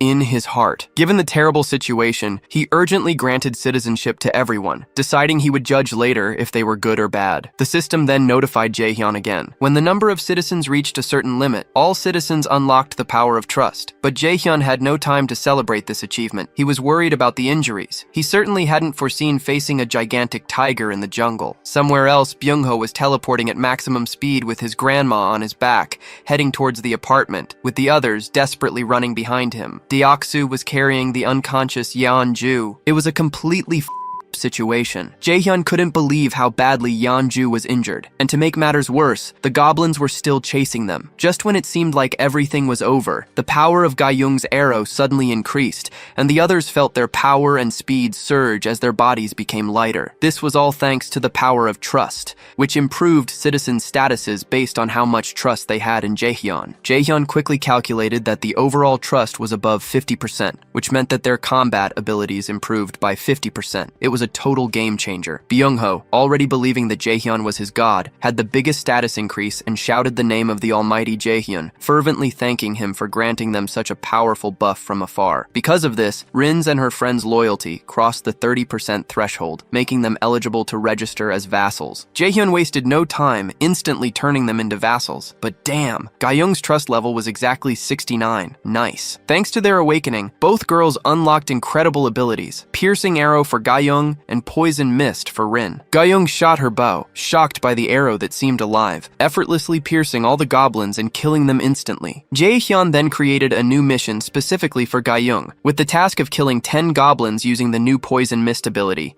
with the reward of a skill rank increase. However, Rin's ability was particularly dangerous. It was a deadly poison mist, a rank B ability that could hurt teammates if not controlled carefully. Thus, Jaehyun decided that he would examine Rin's ability first, taking special care with her 69% trust level, and then assign her to a special mission. But the main problem was Yeonju. Jaehyun immediately activated his Supreme Recluse's omniscient eyes, desperately scanning the entire building for any kind of help. After a complete and frantic scan, he noticed a young unconscious girl inside her room. For some reason, Jaehyun started running towards her with urgency. Okay, maybe it was partly because she was an 18-year-old girl. Oops, I'm just kidding. Actually, it was because she was a healer, exactly the missing piece in Jaehyun's Pokemon-style team. He was now standing outside room number 2902. He tried to open the door, but it was locked from the inside with a heavy iron chain. Even if Jaehyun was strong, he wasn't strong enough to kick the door down. At that moment, he remembered that he received a new ability, Invisible Hand. Jaehyun could summon this invisible hand and control it. Damn, if used well, it would surely be useful for his future wife at night.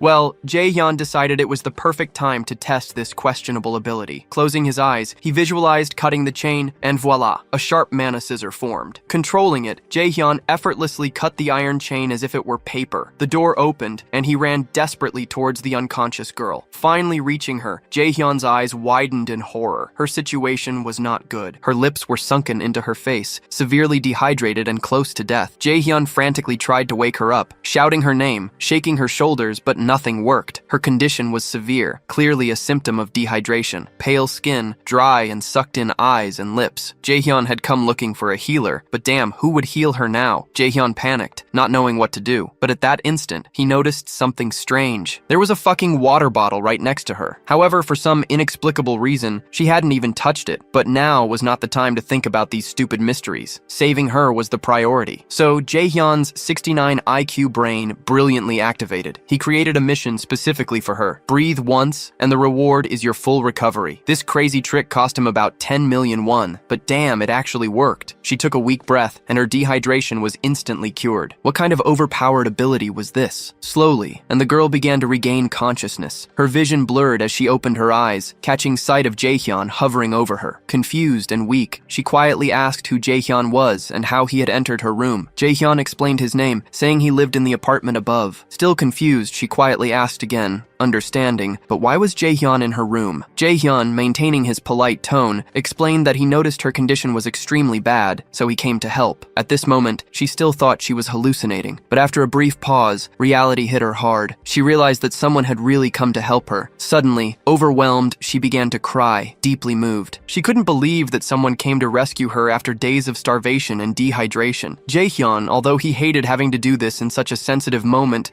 with a heavy heart, called her name and apologized, saying quietly, "Look, I know this is not the best moment, but I desperately need your help right now." As she cried with joy, Jaehyun explained that one of his teammates was gravely injured and he needed her help. But as she listened in silence, her confusion increased even more. What the fuck was this guy talking about? How could she help someone else when she couldn't even help herself, especially when she was literally about to die a minute ago? This seemed absolutely impossible. And to top off the weirdness, this strange guy she just met wanted her to provide medical treatment to his teammate? She began to wonder, suspiciously, how the hell this stranger even knew she was a nurse. Suspicion immediately flooded her mind. Judging by how desperately Jaehyun was asking for help, she didn't think he was dangerous. But according to her, in this godforsaken apocalypse, no one can be trusted. So she cautiously decided to pretend to help, carefully observing Jaehyun's true intentions. Pretending to agree to help, she calmly asked where she needed to go and how she could help. Jaehyun casually asked her to wait a second. He was busy creating yet another mission. Jaehyun created a new mission specifically for her to heal the injured Yeon-ju. The time limit was set to 1 hour, and the reward? Her healing skill level would increase. After finishing the mission creation, Jaehyun handed her some dried oranges, instructing her to eat them and rest, while promising that he would bring his injured friend directly to her room. With that, Jaehyun immediately turned and left, once again leaving her speechless, staring at the dried oranges on the floor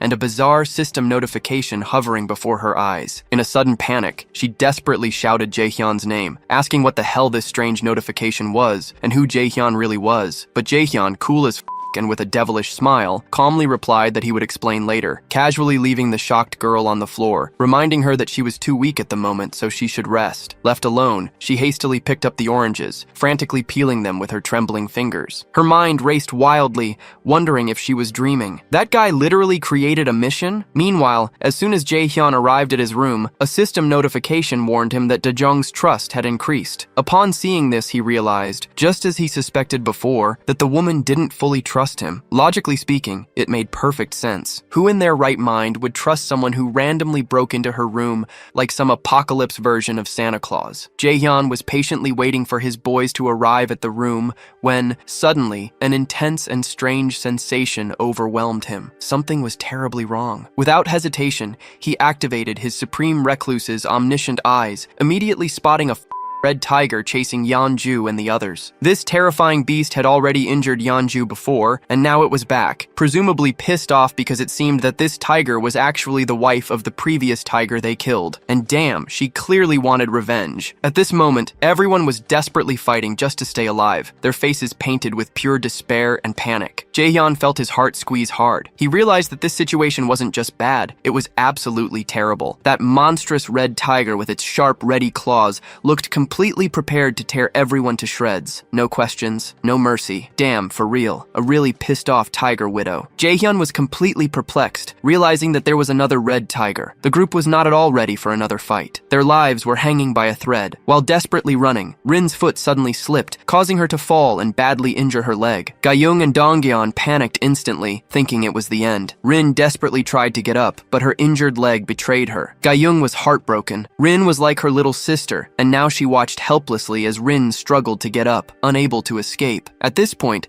the red tiger, opening its fat mouth wide enough to devour a family-sized pizza, was ready to swallow Rin whole. Rin, at that exact moment, sadly accepted her fate. But just in time, when the tiger was about to take a juicy bite of Rin, she mysteriously vanished from her spot, leaving behind only a faint purple aura. The red tiger stood there, shocked, completely confused, thinking what the hell just happened. Meanwhile, Rin, breathing with difficulty and terrified, suddenly found herself sitting right in front of Jaehyun, gravely injured but alive. It was a close call. If she hadn't been a vassal, she would have already been the tiger's lunch. Luckily, nothing horrible happened, and at least this unexpected teleportation bought precious time for the others to temporarily escape from that furious beast. At that exact moment, Byung-ho teleported right in front of Jaehyun with his grandma on his back, and immediately notified Jaehyun that a new citizen was available for registration. Jaehyun quickly agreed, granting citizenship to his grandma, but on the other hand, the danger was far from over. The Red Widow Tiger was quickly catching up to the group again,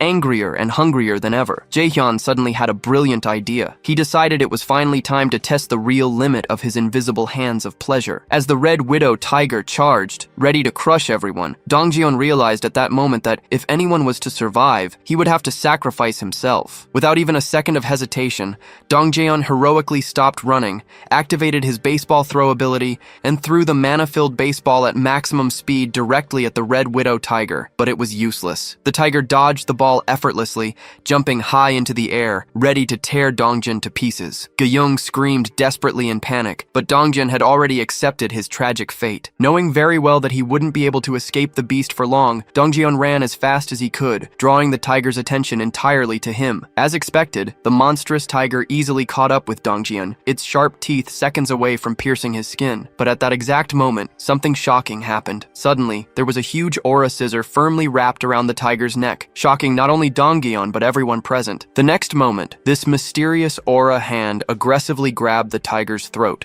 mercilessly suffocating the beast and lifting it into the air, squeezing even more as the widow tiger desperately struggled to breathe. It thrashed violently, trying to break free, but it was useless. Dongjeon stood there, his eyes wide, completely shocked. What the hell just happened? He was sure he would kiss King Yama's ass today, but here he was, miraculously safe and sound. Gyeong and the others quickly ran closer, but at that instant, Gyeong received an unexpected system notification that scared her even more. Meanwhile, from a much broader perspective, we could clearly see Jaehyun calmly observing the whole situation from above. Jaehyun muttered that there was no need for him to personally hunt monsters with this incredible new ability in hand, especially considering that, with Gyeong making the kill, Jaehyun would earn 4 times the loot from that tiger. With this exciting new mission given, Gyeong quickly prepared her bow, her eyes sharp with determination. As the tiger pathetically struggled to breathe, Gyeong aimed and effortlessly hit the beast's target, killing the tiger instantly. Immediately, the system notified Jaehyun. By killing a level 28 Red Widow Tiger, he earned a massive amount of 63,000 huge amounts of EXP, and everyone's trust and loyalty increased significantly. Thanks to this great boost, Dongjeon's loyalty also finally crossed the threshold, leading Jaehyun to smile happily, making Dongjeon one of his precious vassals. The scene then changed, and we now saw Dejong actively healing Yeonju. Although Jaehyun witnessed it with his own eyes, Yeonju's wounds magically disappeared, leaving Jaehyun completely surprised. He then turned to Dongjeon and asked what exactly happened, how they ended up encountering those terrifying red tigers. Dongjeon, with a heavy and sad expression, explained that they encountered them at Byung-ho's grandma's house, where the tigers seemed to have claimed the territory. Guys, I'm telling you, Dongjeon insisted sadly, those must have definitely been mutant house cats transformed into those monstrous tigers. Anyway, back to the story. Jaehyun carefully put the pieces together, realizing it was no wonder something had seemed strange before. Come to think of it, there were no goblins in that area, and now it made sense. It was because of those tigers. If the goblins had occupied the area, Byung-ho's grandma would have been dead a long time ago. Did that mean the tigers were actually protecting Byung-ho's grandma? Could those beasts have been her pet cats? Leaving that question aside and returning to the main story, Jaehyun finally used 73,000 won to grant Gyeong's mission reward. At the same time, Dejong also finished healing Yeonju completely. Dejong, having just healed the grandma, was about to say something when the chubby guy suddenly stepped forward, awkwardly interrupting and asking Jaehyun if he knew that it wasn't exactly the right time. But would they always have to meet here in this tiny, suffocating room? The chubby guy had a valid point. They couldn't continue squeezing into this little room forever. Jaehyun calmly reassured everyone, saying he had already thought about it. He had a plan. Upon hearing this, everyone's faces immediately lit up with joy. Jaehyun confidently explained that room number 2901 was completely empty, and he himself would provide electricity and all other basic necessities there. Anyone who wanted to move into that room could do so freely. Jaehyun then calmly turned to Dabin, explaining more. Rooms numbers 2101 and 2102 were also empty. He would provide provide electricity there too, so she could tell other survivors that they were free to use the showers and bathrooms there. However, for some strange reason, the duo looked strangely sad. Jaehyun, reading the vibe instantly, knew exactly why the duo was upset. With a sly smile, Jaehyun calmly stated that if they wanted to, the two could even have their own private room to enjoy their private nights, while the others shared the other rooms. But there was a small condition they needed to meet first. Upon hearing this, the duo was completely shocked. Jaehyun, maintaining the dark and intimidating vibe,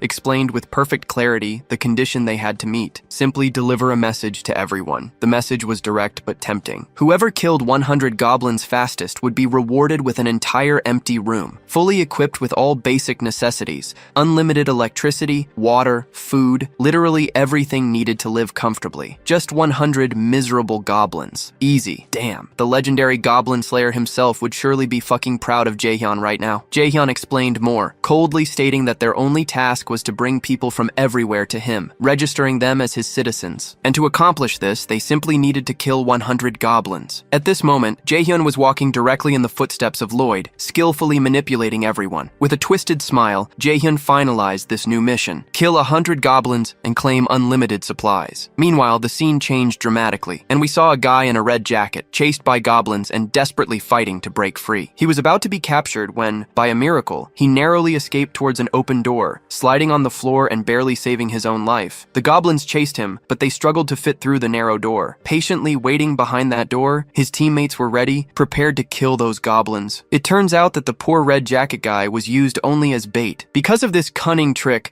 the group killed the goblins easily, turning the whole situation into a cruel and one-sided massacre. And the leader of this whole group, this complete asshole, whom I personally named Dumbass No.1, threw his spear and killed the last goblin, showing off to the team. But the red jacket guy was not happy at all. After all, he was the only one who had to constantly risk his life, while everyone else had easy kills. Frustrated, he complained bitterly about how unfair it was to always be used as mere bait. Upon hearing this, Dumbass became furious and coldly told the red jacket guy that he was nothing but a pathetic loser, stating clearly that without him, the red jacket guy would undoubtedly suffer a dog's death. Dumbass even ordered him to act like a loyal dog, or he would quickly become goblin food. The situation escalated quickly, leaving the red jacket guy with no other option but to apologize. The scene changed again, and Dumbass, happy and confident that he had killed 100 goblins, went to get the promised reward. But to his bitter disappointment, Dabin had already given that reward to the first team that completed the challenge. And here's the twist. It turns out that Dabin's own brother was the first to kill 100 goblins, giving the promised room instead to an elderly couple. Dumbass didn't like this at all. Visibly furious, he immediately began to complain loudly about how unfair the whole situation was. Dabin's brother then calmly explained that Jaehyun had prepared a special arrangement specifically for Dumbass's team. They were instructed to go to the 30th floor for their reward. Although Dumbass was absolutely pissed, he had no other choice, reluctantly going toward the 30th floor. On the way, Dumbass had a disgusting and mocking smile, questioning why Dabin respected Jaehyun so much. It was hilarious. Did she really think Jaehyun was some kind of god? He continued to openly mock Jaehyun, sarcastically referring to him as nothing more than a ridiculous cult leader. But then, the red jacket guy, whose name was actually Shung Min, discreetly disagreed. He insisted that since Jaehyun was genuinely helping and protecting them, they shouldn't speak ill of him, especially since everyone clearly wanted to stay on Jaehyun's good side. Dumbass, staring at him coldly,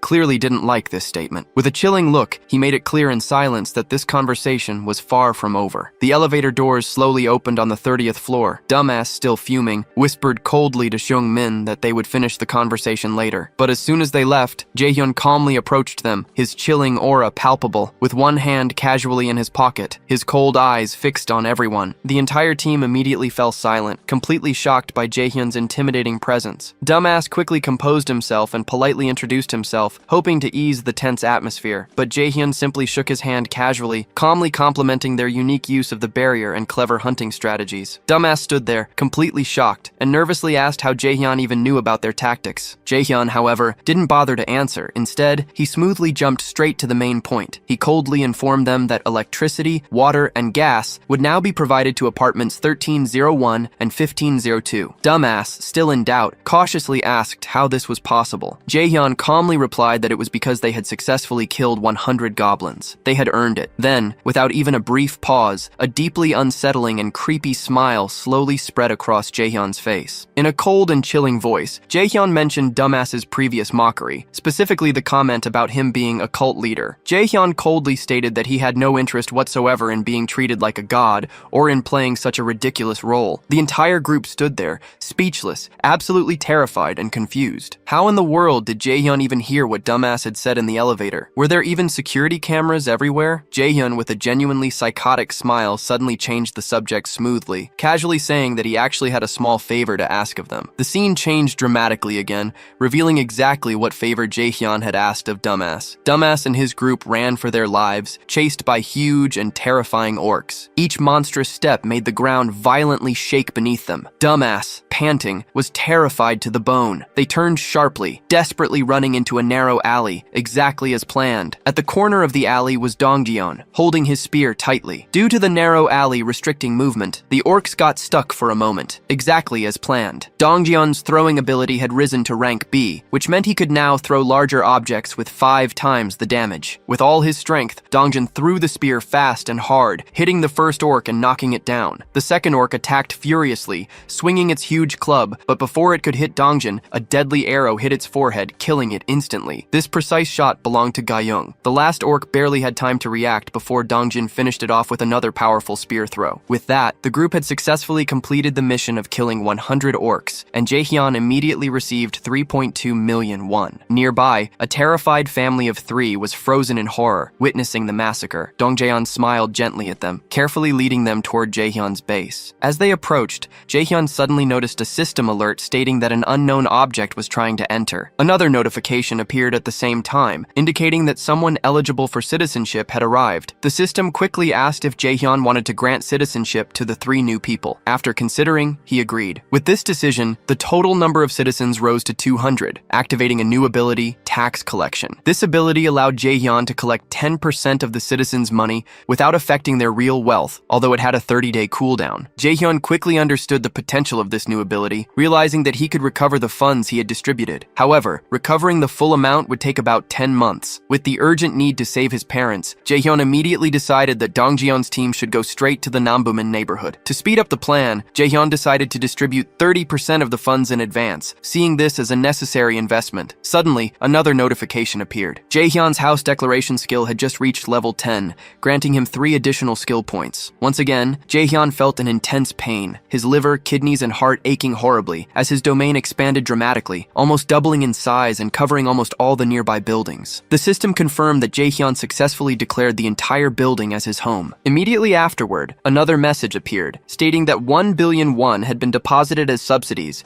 and a new construction function was unlocked. Jaehyun's eyes scanned the displayed options carefully. A solar generator for 133 million, a store for 219 million, and a gym for 300 million. In addition, Jaehyun had received a total subsidy of 1 billion won, but the annual money generated by the solar generator was only 30 million won per year. This meant it would take at least 5 full years to recover the cost of the generator. Jaehyun stood there perplexed. What kind of disastrous business was this? Deciding it was probably wiser not to waste this huge amount on questionable constructions, Jaehyun instead planned to level up his vassals. But then, to his total shock, Jaehyun realized something crucial. When he tried to use this newly deposited subsidy money, the 1 billion won, to level up Dongjeon, the system rejected him instantly. Jaehyun quickly realized that the funds he had just received were fundamentally different from the money stored in his wallet. This changed everything. Now Jaehyun had this essentially free fund to use specifically for construction purposes. Without hesitation, Jaehyun quickly selected the solar generator. A 24-hour countdown began, and his subsidy balance dropped to 867 million won. Briefly tempted, Jaehyun considered installing a second solar generator, but was quickly met by a serious system notification, warning that only 1 generator could be installed per apartment building. Accepting the frustrating restriction, Jaehyun shifted his attention to installing the store. The system explained that the store was linked to Jaehyun's Supreme Recluse skill. Anything in his inventory could be sold directly to citizens, which he instantly realized would simplify supply distribution. Without delay, he installed the store in apartment 101, with a 48-hour countdown to be ready. Finally, he analyzed the gym, which would increase citizens' strength and exercise efficiency by 200%. Imagining how this would accelerate progress, Jae-hyun assigned the entire second floor to the gym. A 72-hour countdown appeared. The system informed him that he had 3 skill points. Jae-hyun smiled, realizing he had unlocked the supreme infinite money and XP glitch. People would hunt to buy supplies, and he would earn XP and money without doing anything. Now that's passive income goals. Meanwhile, Deoksu, in his armor, cut an orc in half. Dongjun asked Deoksu what would happen if he threw his spear. Confused, Deoksu handed him the weapon, and Dongjun threw it with absurd force. In a panic, Deoksu was instructed to cancel the armor and summon it again. The spear magically reappeared in his hand. Both were shocked. Dongjun had discovered an infinite throw glitch. Deoksu couldn't stop praising Dongjun's genius. Meanwhile, Gayung was about to use her last arrow when, out of nowhere, more arrows appeared in front of her. At this point, brother Jae-hyun was literally playing a real-life Creative Kingdom Come. Gayung was shocked. The system showed a new skill, Omni-Focus, which allows using other skills within Jae-hyun's domain. With the arrows reloaded, she took down another orc. The system registered the kill, and Jae-hyun received 2,388 won. The mission was completed, and Gayung leveled up. Jae-hyun realized he could improve vassal statuses, which filled him with hope to save his parents. Their house was 10 kilometers away. Determined, Jae-hyun went to the rooftop, feeling urgency. His focus was on leveling up Dongjun's group. He checked Kim Ji-yeon's status, level 22, with the skill Crow Familiar for reconnaissance. Then, he reviewed Yeonju's profile, level 33, with the skill Warrior Bear. Finally, he checked Kim Da-jung, level 30, with the skills Healing, Blessing, and Magic Armor. Jae-hyun thought about the team. Yeonju and Kim Da-jung were good choices, but Yeonju's low loyalty made him hesitate. He then thought about bringing Yeonju's son back. He tried the resurrection, but the system said he didn't have the money. He decided to wait and created a group mission to hunt a level 40 or higher monster in 24 hours, with the reward of Yeonju's son's resurrection. Failure meant death. He chose yes, and it worked. Suddenly, someone knocked on the door. It was Yeonju, out of breath. She ran as soon as she saw the mission. Jae-hyun said it was possible, but time was short. Yeonju fell to the floor, crying, thanking him. The system showed that her loyalty had passed 30, and she could become a vassal. Later, Jae-hyun was at the sink, watching the faucet turn on by itself. He was getting used to controlling things with his mind. Wow, our boy is becoming Magneto every day. He had control over electricity, water, and gas. Today's store profit, 320,981 won, was added to his wallet. He smiled, knowing that the store sold over 1.5 million won. Jae-hyun checked the people in the store, feeling in control. Meanwhile, somewhere else, a boy asked a friend about their savings. The friend said the bow cost 150,000 won, and that they only had 10,000, and that it would take 2 weeks. The boy laughed, reminding him that they also needed to pay for food. The friend got annoyed. Jae-hyun thought about how everything changed since the store appeared. Even small coins motivated people to hunt. The system showed the current population, 789 out of 11,000. Jae-hyun believed the number would soon grow faster. He received another message. He defeated a level 18 orc and earned 1.2 million won. Somewhere else, Yeonju, in her warrior bear form, was killing goblins and orcs. Gayung and Kim Da-jung checked on her. Yeonju apologized for having taken most of the monsters, but Gayung smiled and said it was okay. Jae-hyun thought it was a smart move to have put the two together. He checked Yeonju's new status, level 40, with the title Ninth Bell. Her trust and loyalty rose to 66. The rank S skill, Berserk, was the craziest. When she saw blood, her strength increased by 300%. While thinking about her powers, a cracking sound resonated. The three women saw a huge orc emerge from the shadows. Yeonju instantly transformed into her beast form, the fierce and unstoppable mother bear, and attacked the orc. The battle began, and the two seemed evenly matched. Gayung shot an arrow, but the orc blocked it with its axe. Yeonju got angry, and the angrier she got, the stronger she became until she doubled in size and attacked. The orc lord, now screwed, had no time to react before Yeonju attacked him. The system notified her of the victory. She defeated a level 28 orc lord, earning a massive reward of 73,000 won. Another message warned that she had unlocked an outpost. The outpost needed a knight to reside there for 7 days, and the price was 1.3 billion won. Jae-hyun thought it was too expensive and the time too long. He decided not to build the outpost. He knew the outpost would be useful for the family, but it wouldn't be easy to relocate the grandparents. He could only hope they were alive. With this determination, Jae-hyun decided that the next day he would send Dongjeon's group straight to the main house. Back at the subway, Kim Jong watched the battle in shock. He saw Yeonju tear the orcs to pieces, who begged for mercy. Kim Jong wondered how Jae-hyun recruited someone so strong. Kim Jong noticed that Yeonju was focused on the goblins. The system showed a new mission, return in 1 hour. Kim Jong knew that even simple tasks could go wrong. Dongjin's group appeared, and he informed Kim Jong that it was time to go back. back. Kim Jong called his familiar, Kami, to go ahead. Through the crow's vision, he informed them that the way was clear. The group moved forward. Kim Jong noticed a rat, which disappeared. He ignored it, but felt something strange. Going up the stairs, he looked back and saw two small red lights in the shadows. The same rat he ignored sped toward the group, signaling danger. The scene changed to Jaehyun bowing before Dongjin's group, hoping they would help him. Dongjin asked if Jaehyun's family was alive in the building. Jaehyun admitted he didn't know. He just needed their help to find out what happened. Byung-ho jumped forward, saying he would do anything his god Jaehyun commanded. The rest of the group expressed their gratitude to Jaehyun. They promised that everyone would help him. Jaehyun thanked everyone and explained the new strategy: go to Seomyeon Station. He recommended that everyone rest. However, Yeonju asked if Jaehyun couldn't use his powers to teleport his family. Jaehyun was in painful silence. He remembered that he had tried this several times, but it didn't work, as he can only teleport people within his domain. He admitted that he couldn't do everything, but he promised to fulfill the promise he made to her. The system alerted that Yeonju's trust level had just increased. With a smile, Yeonju thanked him. Jaehyun smiled back and encouraged everyone to rest. One by one, everyone left. As soon as things calmed down,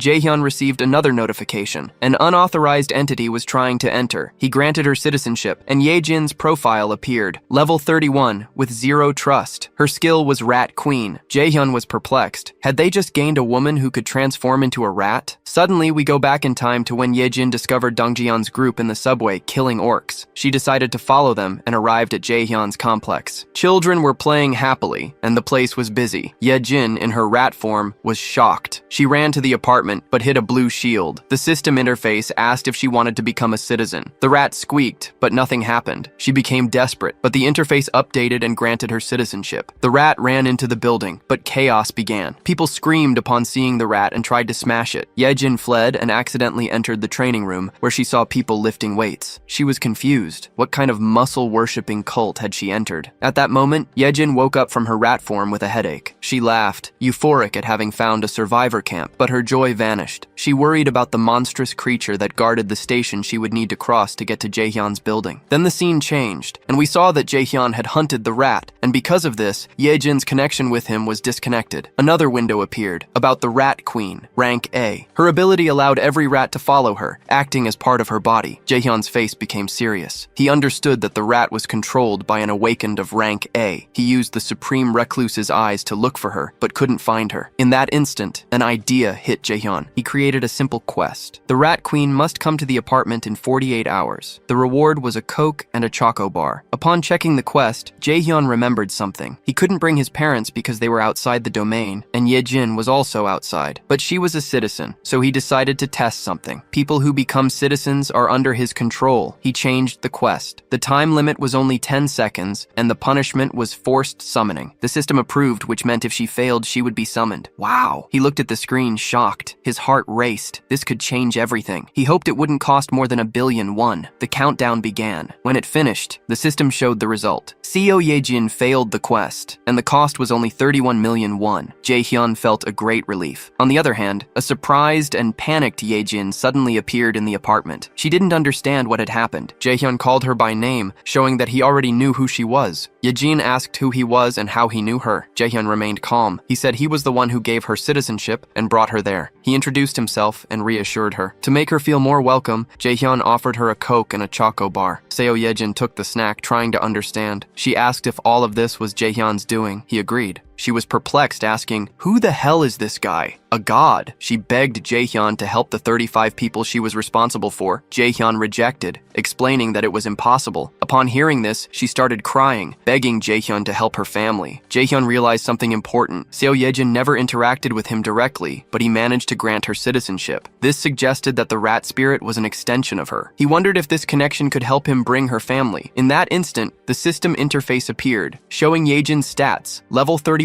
with 37 trust. Her ability was Rat Queen. Jaehyun noticed that her trust had already increased. He turned to Yejin and asked if she would do anything to protect her family. She confidently affirmed she would. Jaehyun agreed, explaining that there was only one way to save her family, but it required her total trust. She declared full trust, and a system notification appeared. Her trust level rose to 50, and her loyalty to 33. She met the conditions to be a vassal. Jaehyun activated the vassal registration process. A blue aura surrounded Yejin, and she watched herself, surprised. When the process finished, her stats changed drastically. She now had the titles of 10th Seed, Knight, and Tamer. Her trust increased to 52 and loyalty to 33. New information revealed that a tamed being's stats grow based on loyalty and trust. Jaehyun saw that Yejin's evolution class was A+, which meant the tamed rats would continue to grow. Although I wouldn't be surprised if one day her rats grow muscles and start walking on 2 legs, Jaehyun asked Yejin if any of her rats were near her family. She didn't answer right away, but he insisted she send one. Yejin followed his command. At the same time, Jaehyun activated the Supreme Recluse's eyes and shared the rat's vision with her. The rat ran toward Yejin's family. When it arrived, food and drinks appeared in front of them. Jaehyun received another notification. Seo Yejin's trust level went up again. He realized that her ability and his eyes created a perfect synergy. He had just gained the ultimate reconnaissance ability. Yejin asked Jaehyun if he was talking about the Nambumin neighborhood. Jaehyun confirmed. Yejin got excited, as she knew the neighborhood and could send a rat to safely scout the area. Using the rats, Jaehyun could confirm if his family was alive without risking the team's safety. Yejin assured Jaehyun she would take care of it. The system showed that her trust and loyalty levels increased. Jaehyun encouraged her to leave right away, suggesting she use the subway tracks. But Yejin was terrified and screamed it would be suicide, as a horrible monster lurked at Seomyeon Station. Jaehyun, intrigued, pressed her for more details. Yejin described it as a monstrous and cruel creature. Jaehyun, determined, asked her to send a rat to explore the monster. Yejin agreed. The scene shifted to the rat running frantically to the subway. Fear was on the rat's face. A strange sound echoed, and it saw a huge snake-like monster chewing on an orc lord's head. With a single gulp, the snake swallowed the entire orc. The rat peed itself in fear. The snake noticed it and lunged forward. Miraculously, the rat managed to dodge and fled. Jaehyun watched it all. He realized the snake was much stronger than he expected, likely above level 40. Damn, Jaehyun thought. That terrifying thing probably belonged to Sasuke's summoned snake in Naruto. Yejin observed Jaehyun's reaction and agreed that Seomyeon Station was dangerous. She suggested skipping a station and going to another. Although the path was longer, it would be safer. Yejin reassured Jaehyun, saying his team was strong enough. Jaehyun thanked Yejin. If not for her warning, his team would have been in trouble. Jaehyun informed Yejin that she could stay in apartment 2701 but would need to clean it. Yejin thanked him and left. As soon as Yejin left, Jaehyun smiled. Before, he would have had no choice but to avoid the monster. But now, thanks to Yejin's abilities, things would be different. Jaehyun had an evil plan. He immediately instructed the system to install a solar generator. Jaehyun watched the panels being installed, but realized they wouldn't be enough for almost 800 citizens. To improve living conditions, they would need more funds and labor. He formulated a plan to establish a 3-shift system to maintain facilities and resource collection. Finally, Jaehyun concluded that more aggressive hunting was the key. Elsewhere, Dongjeon's team was running from bat-like monsters. Ga Young and her colleagues shot arrows, killing them with ease. Afterward, she asked if anyone was hurt. Relieved to see everyone was safe, she sighed in relief. However,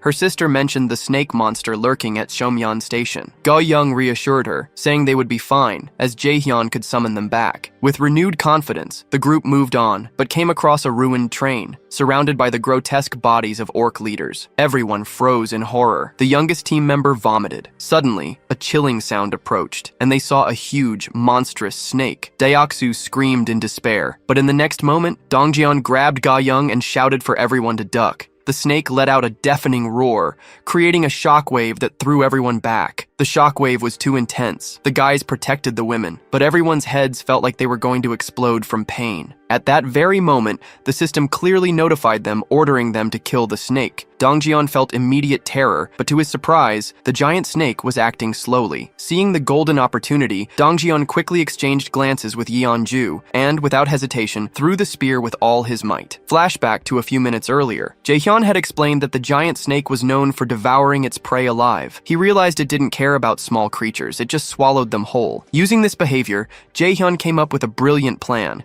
He sent Yejin to shove her tiny rat directly into the snake's nostril, and boom, she obeyed, running inside the snake's body. This was where Jaehyun's evil plan truly began. With a smirk, he opened his inventory and from inside the rat's body released poisonous gas, but that wasn't enough. Next, he poured gasoline into the snake's stomach and violently lit it. In an instant, the snake's body exploded in flames, being destroyed from the inside. The intense explosion shook even Yejin. Jaehyun quickly checked on her and she assured him she was fine. Jaehyun praised her courage and returned to the battle. He observed the scene, deciding not to kill the snake directly. Instead, he planned for his knights, Dongjeon and Yeonju, to deliver the final final blow so he would gain 6 times the experience and rewards. Returning to the present, Dongjeon and the group realized the shockwave wasn't from the snake, but from the internal explosion Jaehyun had caused. Seeing the opportunity, Dongjeon threw the spear with maximum force, killing the snake instantly. Immediately, the system granted Jaehyun a huge amount of EXP and 1.8 billion won. Since they defeated the boss of Seomyeon Station, Jaehyun could now build an outpost there. Dongjeon and Yeonju's abilities increased, and the domain level rose to 15. As a bonus, Jaehyun received 3 bonus skill points. A new message appeared, notifying that people qualified for citizenship had been found. There were about 200 people. Jaehyun granted them citizenship on the spot. The system updated, announcing that the total number of citizens had reached 1,000. Because of this milestone, everyone gained a new ability called Baseline,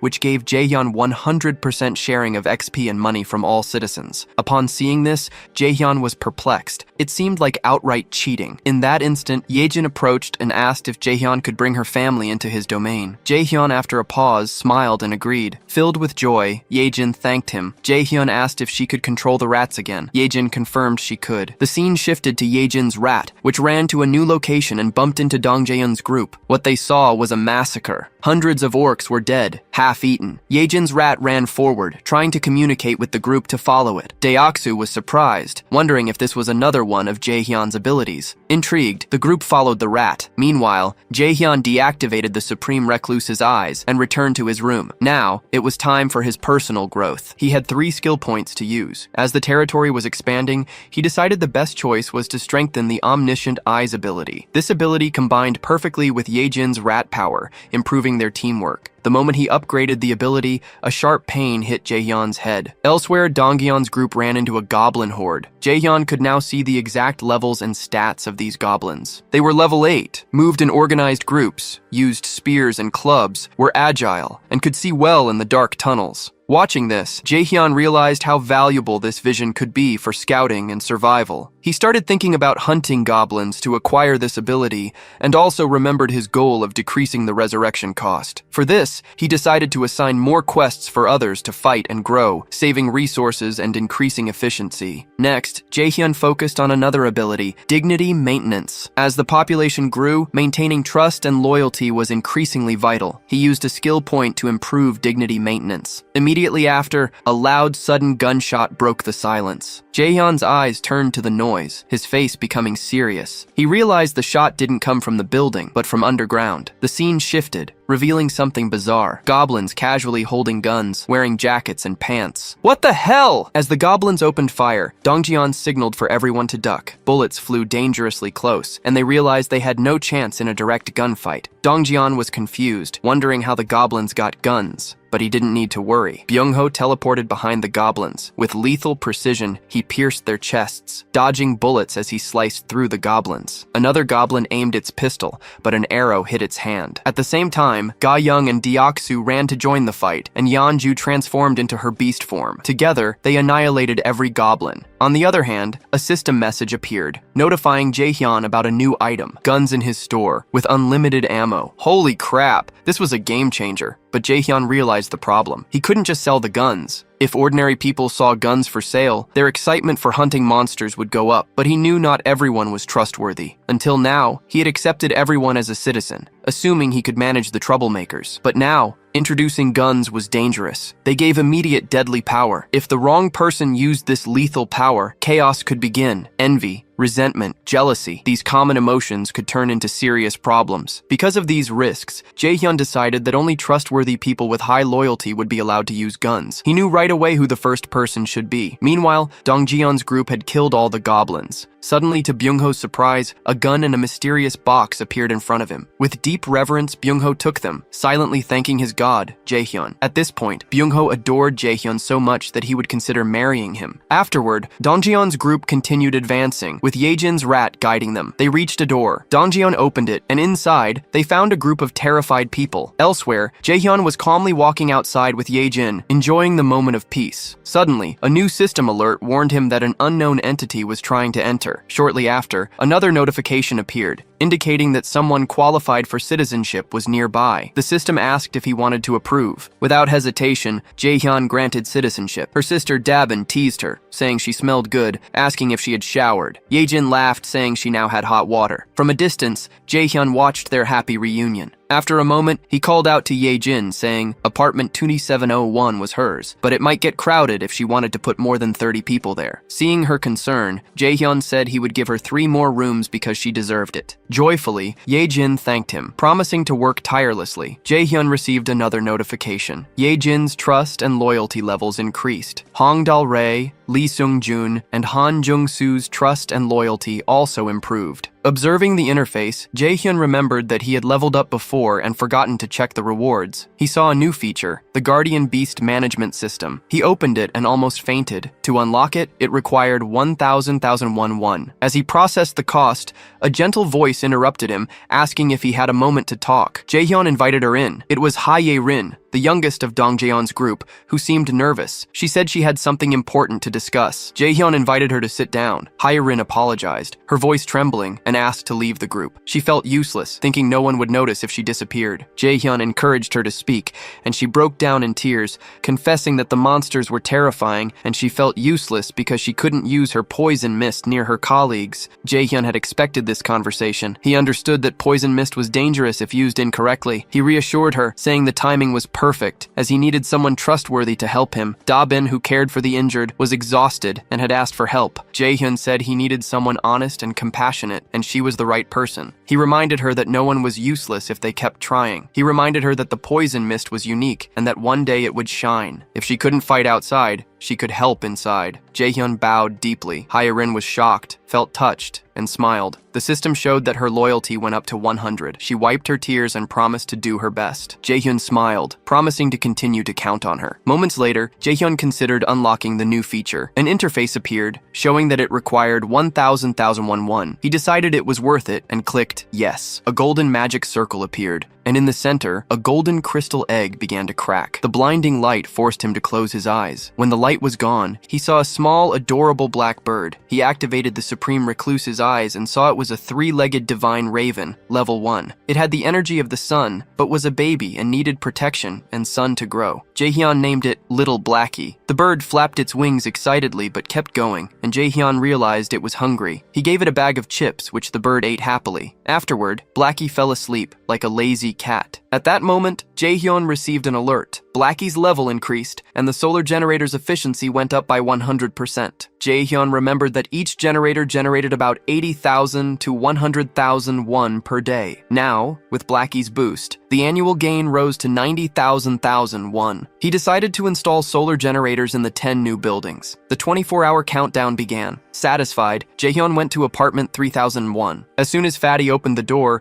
Jaehyun greeted him and said he wanted to entrust him with the responsibility of managing his money. Fatty froze. Flashback. Jaehyun thought about his tax collection ability. If he entrusted the money to someone, he could profit, as the ability generated 10% profit per month. He chose Fatty because of his high trust and loyalty. Back in the present, Fatty was shocked. Choi Hyung-jun, the fatty, had a trust of 89 and a loyalty of 98. His power was gorilla strength. Jaehyun felt confident with his choice. Without saying a word, Jaehyun transferred 1 billion won to Fatty's wallet. The system confirmed the transfer. The quest cost 100,030,000 won, including the 10% fee. But it was worth it. Fatty's trust went up, while his loyalty reached 100. As Fatty was already a vassal, the maximum number of vassals Jaehyun could have also increased. Fatty asked if he should keep the money without touching it. Jaehyun, seeing Fatty's perfect loyalty, reassured him, saying he could use a little if he needed to. Happy, Fatty thanked him. Shortly after, Dabin appeared and asked Jaehyun if she could choose anyone for her new team. Jaehyun agreed, saying she could include Yoo Hye-rin. Since Dabin would be the team leader, Jaehyun decided she would receive double pay. The news made Dabin happy, and her loyalty went up instantly. She thanked him and left to find Yoo Hye-rin. Once everyone was gone, Jaehyun took a deep breath. It was finally time to have a serious and difficult conversation. Resolute, he went to apartment 2109 where Ha Donggeon's group was. Upon arriving, Jaehyun gathered the team and explained the dangerous situation at Seomyeon Station,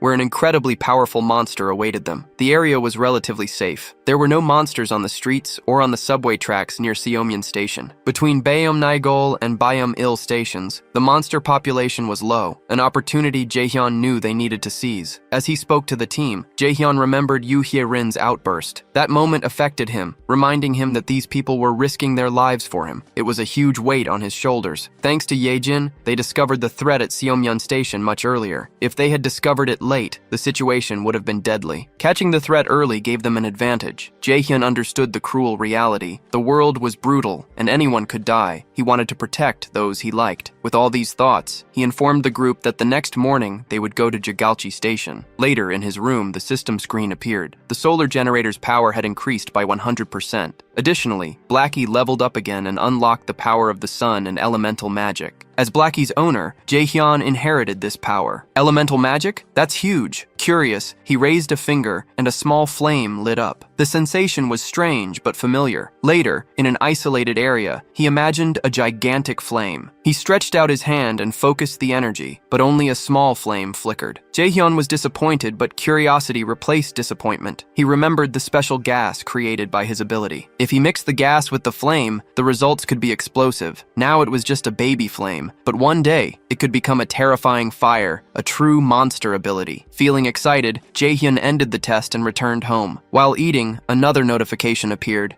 informing him that 2 solar generators had been built. Jaehyun smiled, thinking about Blackie, who had leveled up 3 times. Thanks to her boost, the generators were now 8 times more powerful, and the surplus turned into money. More power, more freedom. Things were getting amazing. While he was eating, Yejin came in and thanked him for letting her rest. Jaehyun reassured her, saying she deserved the rest, as her abilities were top-notch. Without hesitation, he said he would need her help again. Dongjeon's group was waiting at Seomyeon Station, and he wanted her to guide them. Yejin agreed, saying the rats were already exploring the subway tracks. She said they could get to Choryang Station without problems. However, Jaehyun asked what would happen after Choryang Station. Yejin became serious. She warned him that the danger began at Busan Station and suggested he witness it personally. Without delay, Yejin sat down and activated her power, and Jaehyun activated his eyes of the Absolute, connecting to the rat's vision. Nothing prepared him for what he saw. The path ahead was a horrible mess. Piles of rubble blocked everything, and the tracks were flooded. It was impossible to advance. Yejin explained that one of her rats had gone further and found total destruction. No intact structures. What caused that? Were his parents still alive? While sharing the vision, Jaehyun noticed something alarming. His eyes widened. It was a colossal footprint, big enough to knock down buildings. Everything clicked. It wasn't an earthquake. Something huge had passed through there. Was that you, Colossal Titan? Was Eren nearby? Suddenly a loud, deafening sound echoed nearby. The walls trembled. Each step seemed more intense. Jaehyun wondered if the monster was approaching. The tremors continued,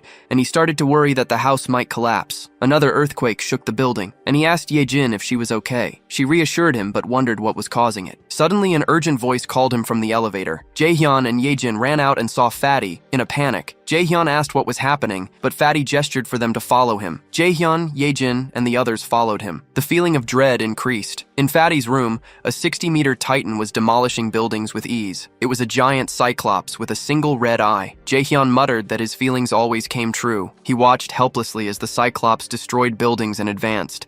Fatty and the others panicked. Even Jaehyun felt real fear. Could he defeat a titan? Could he protect everyone? He was close to an emotional collapse when Yeonju stepped forward with determination. She wanted to fight to avenge her son. Jaehyun saw the focus and determination in her eyes. He believed in her courage. The system interface appeared, announcing a new quest: defeat the Cyclops in 24 hours. The reward was 1 day of resurrection for Yeonju's son. The punishment was a day of pain. Jaehyun wasted no time and gave a briefing. He assigned the teams. Team 1, Yeonju, Donggeon, Daejung, Deoksu. Team 2, Ga-young, Byung-ho, Kim Ji-yeon. Team 3, Jaehyun and Yejin. He would guard the area, and the others would go to their positions. He reminded everyone that he counted on their strength and courage. Everyone followed the orders. Afterward, Hye-rin warned him that the residents with military experience had gathered at the gate, and the others were evacuated to the basement. Jaehyun thanked her and told her to go to the basement too. However, Hye-rin hesitated. Although she was terrified, she wanted to help. Jaehyun saw the fear but also the courage. She admitted she was scared but wanted to contribute. Hearing this, Jaehyun smiled smiled and instructed her, along with Ye Jin, to go to the gate. He found the number of people small. Many had chosen to hide instead of fight. As he thought about this, a person approached. It was the red jacket guy. He asked Jaehyun what they should do. Jaehyun asked about Baek Seung-yeob and the twin brothers. The red jacket guy looked away, silent. The silence revealed everything. Jaehyun realized that Baek Seung-yeob and the twins fled, hiding in the basement. A wave of disappointment hit him. He understood that hundreds of people, including Baek Seung-yeob, chose to ignore the danger and prioritize their own safety. For Jaehyun, those people had chosen comfort over courage. He saw them as cowards who abandoned responsibility, leaving the burden of fear to the brave. But despite the frustration, Jaehyun would never forget the 101 brave souls who answered the call. These people weren't idiots. They didn't show up because they didn't understand the danger,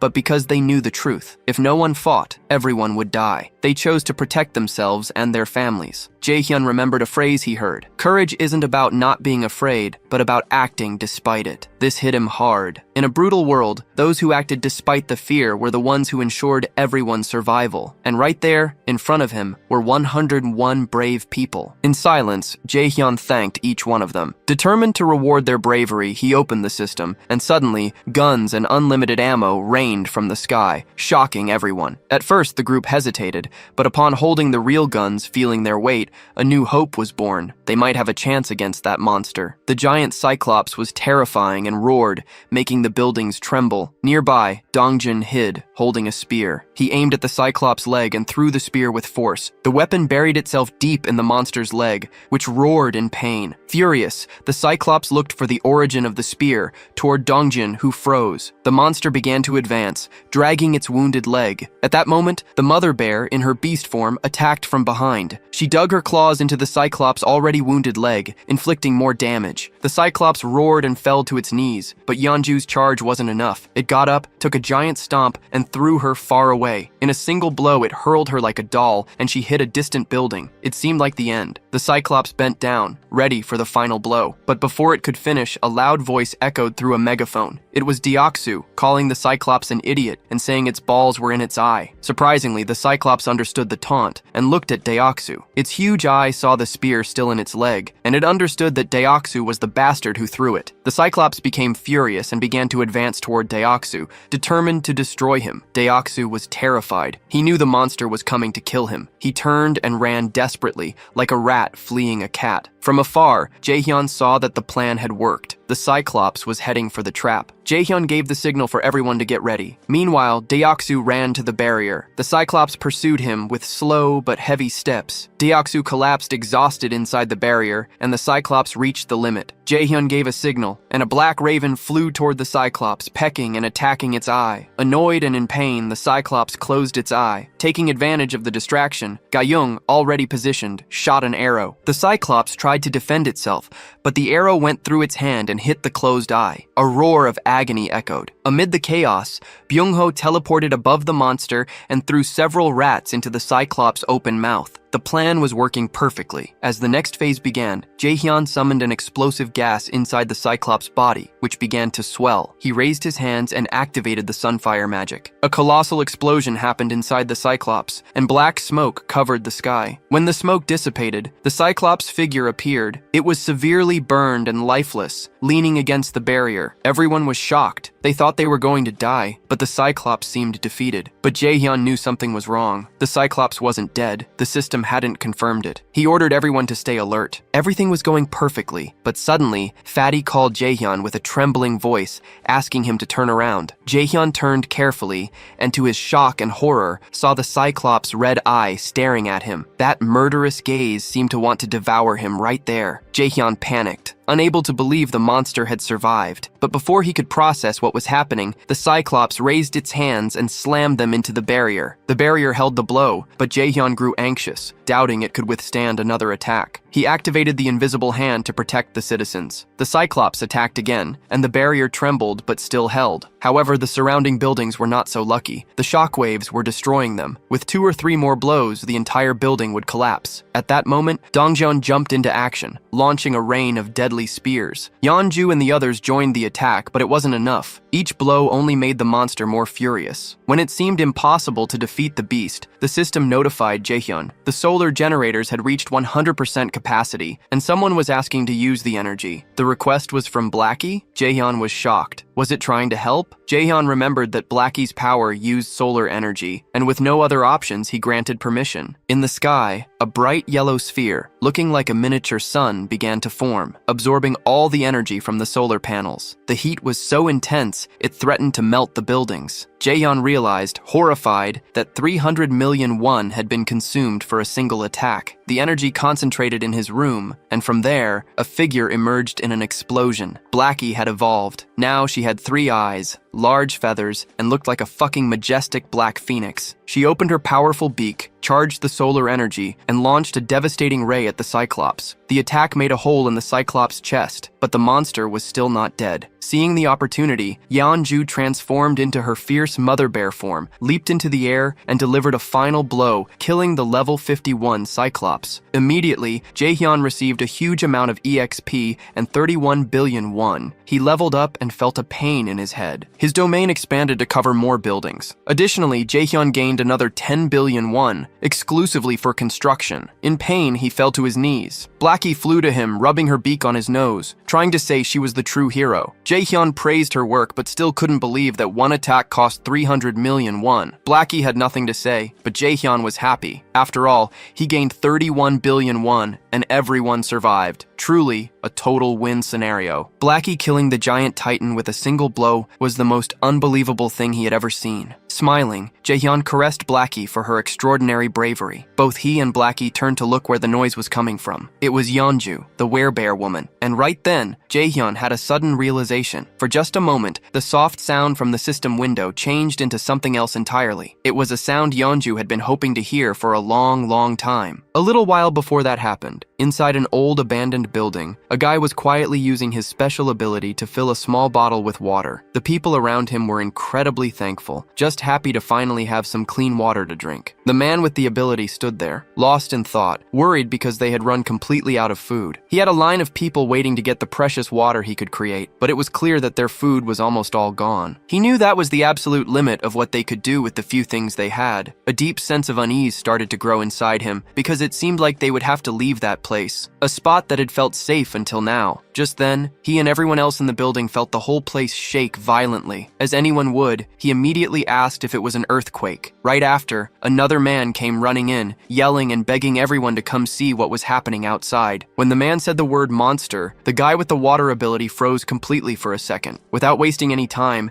he started running, dashing up the stairs to get to the rooftop and see for himself. Once he got to the top, he was left breathless by what he saw. The enormous Cyclops was still standing, radiating immense power and fury, while the white-haired man trembled next to him, anxiously asking what they should do. The purple-haired one, Jaehyun, was already thinking ahead. He told the other guy to go and hide everyone in the basement to keep them safe. Overwhelmed and desperate, Jaehyun ran his hands through his hair in frustration, trying to come up with a plan. But it was obvious, fighting the Cyclops was absolutely impossible. He tried to reassure the other man, explaining there was nothing they could do against a thing like that. In the background, without them noticing, the powerful light of Blackie's upcoming attack had already started to form. The men could only speak in quiet, fearful whispers, saying all they could do was pray the monster wouldn't find them. And in the background again, the Cyclops was being obliterated. It caught them totally by surprise. They had no idea what had just happened, what kind of power had been unleashed. But when Hyuk saw it, when he really understood what was in front of him,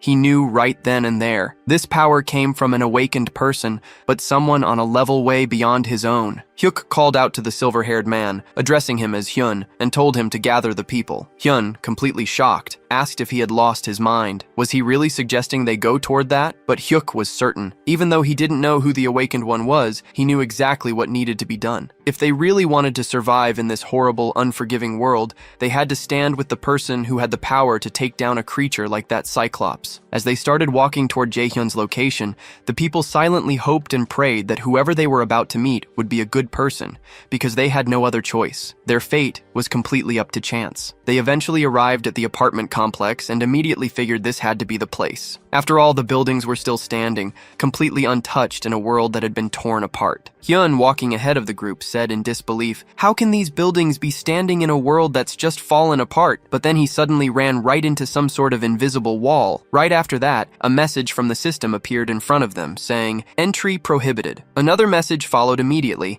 asking if they would like to become citizens. They accepted, and the system quickly replied, showing they had been successfully granted citizenship. But with their new status came an initial mission. They were told to go to Jaehyun's apartment on the 30th floor. When they got there, Jaehyun was already waiting for them. Strangely, he was already calling them by their names, even though they had never met. Jaehyun introduced himself too, calmly stating his own name. At that moment, Hyuk felt it deep inside, a certainty that this man was the one who had forced the giant Cyclops to its knees. And now that he was face to face with him, his instincts were screaming louder than ever. Without a second thought, Hyuk reached out, took Jaehyun's hand, and introduced himself, sincerely asking Jaehyun to take care of them. He knew in his heart that this was a moment he couldn't let go of. Somewhere else, in a quiet and calm place, Yeonju the werebear was serving a warm meal. This time, a bright and genuine happiness could be seen in her eyes as she cheerfully called out the name of Si-woo. Si-woo was her little boy, her beloved child, who was happily eating, and she lovingly asked him if the food tasted good. With a big smile, he replied that it was absolutely delicious. The little boy then turned to his mom with innocent curiosity and asked whose birthday it was, since they were eating seaweed soup, a dish you traditionally have on birthdays. She responded with a warm and loving hug, holding him tight while he told her how much he loved that food. At that very moment, someone opened the door. It was Jaehyun. Seeing him, the little boy excitedly called him Wizard Uncle. Yeonju asked Jaehyun if everything went well with the new residents, and he confirmed that it did. He had already given them food and a place to stay. Then Jaehyun apologized for something, and Yeonju, confused, asked why he was saying sorry. He explained that the newcomers wouldn't be able to leave the house, and that he hadn't expected that to be a rule. But Yeonju didn't seem bothered by that at all. She calmly replied that just being there, together like that with her little boy, was more than enough for her. Holding her son even tighter, she said with sincerity that she was truly content now. Right after that, the system showed a message saying her loyalty had increased significantly, officially registering her as a retainer. But even if the system hadn't said anything, Jaehyun could already tell from her expression, her voice, and her gentle actions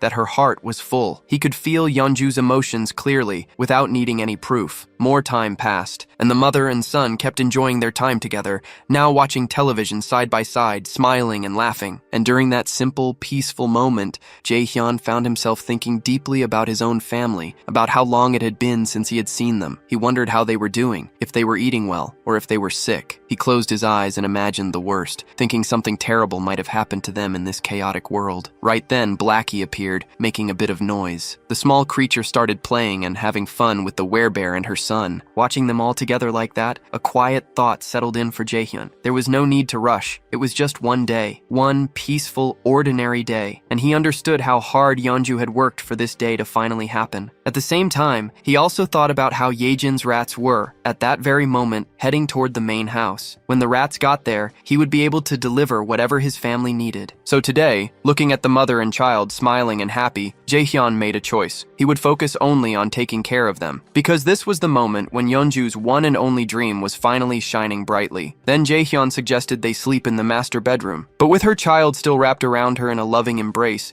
Yeonju gently said no, saying they could stay in another room instead. Even so, Jaehyun insisted they use the master bedroom, pointing out that it was the coziest and most comfortable place for them. With a warm and reassuring smile, he added that it was the right thing to do. Without hesitation, Yeonju lovingly stroked her son's hair, and together, they thanked Jaehyun for his kindness and thoughtfulness. Soon after, they went to the room, wished him a good night, and the little boy waved sweetly at Jaehyun before going in. Jaehyun watched them go with a deep sense of contentment in his heart, a faint smile on his face. The lights in the house slowly dimmed, and a gentle lullaby started to echo softly through the home, drifting from the bedroom as the child, still awake, listened quietly. Meanwhile, in the living room, Jaehyun lay on the sofa, listening to the sweet lullaby that went on for a long time, sung so tenderly by Yeonju's voice. It had been a very long time since he had heard a melody like that. Yet just by hearing it, his body started to relax, and his eyes gently closed, just like a child falling asleep in their mother's lap. A new day began quietly and peacefully. Jaehyun started the morning enjoying a breakfast lovingly made by Yeonju and her little boy. Afterward, they all got comfortable in the living room to watch the boy's favorite cartoons. The child was so excited, laughing at every scene as if he were seeing it for the very first time. Soon, Sihwa started chasing after Blackie, who had been peacefully enjoying the sunlight until he was suddenly disturbed, which clearly didn't make the creature happy. Later, after exploring all the new toys they had, Jaehyun, her son, and Jaehyun lay down on the floor together for a short nap. Between colorful drawings and laughter, every second of the day was filled with joy and real happiness. But time waits for no one. With Blackie on his shoulder, Jaehyun quietly cried, consumed by the silent sadness of only being able to give a single day of life to Yeonju's beloved son. Soon after, Yeonju knelt down on the floor, saying her final goodbyes while holding her son tightly, pouring all her love and strength into that hug. Still too young to fully understand the seriousness of the moment, the boy innocently asked if she was crying. With tears already streaming down her face, she struggled to keep her voice steady and calmly whispered that she wasn't. But with his tiny hand resting gently on her cheek, he could feel the tears. So softly, Siwa started wiping away her tears, doing his best to comfort her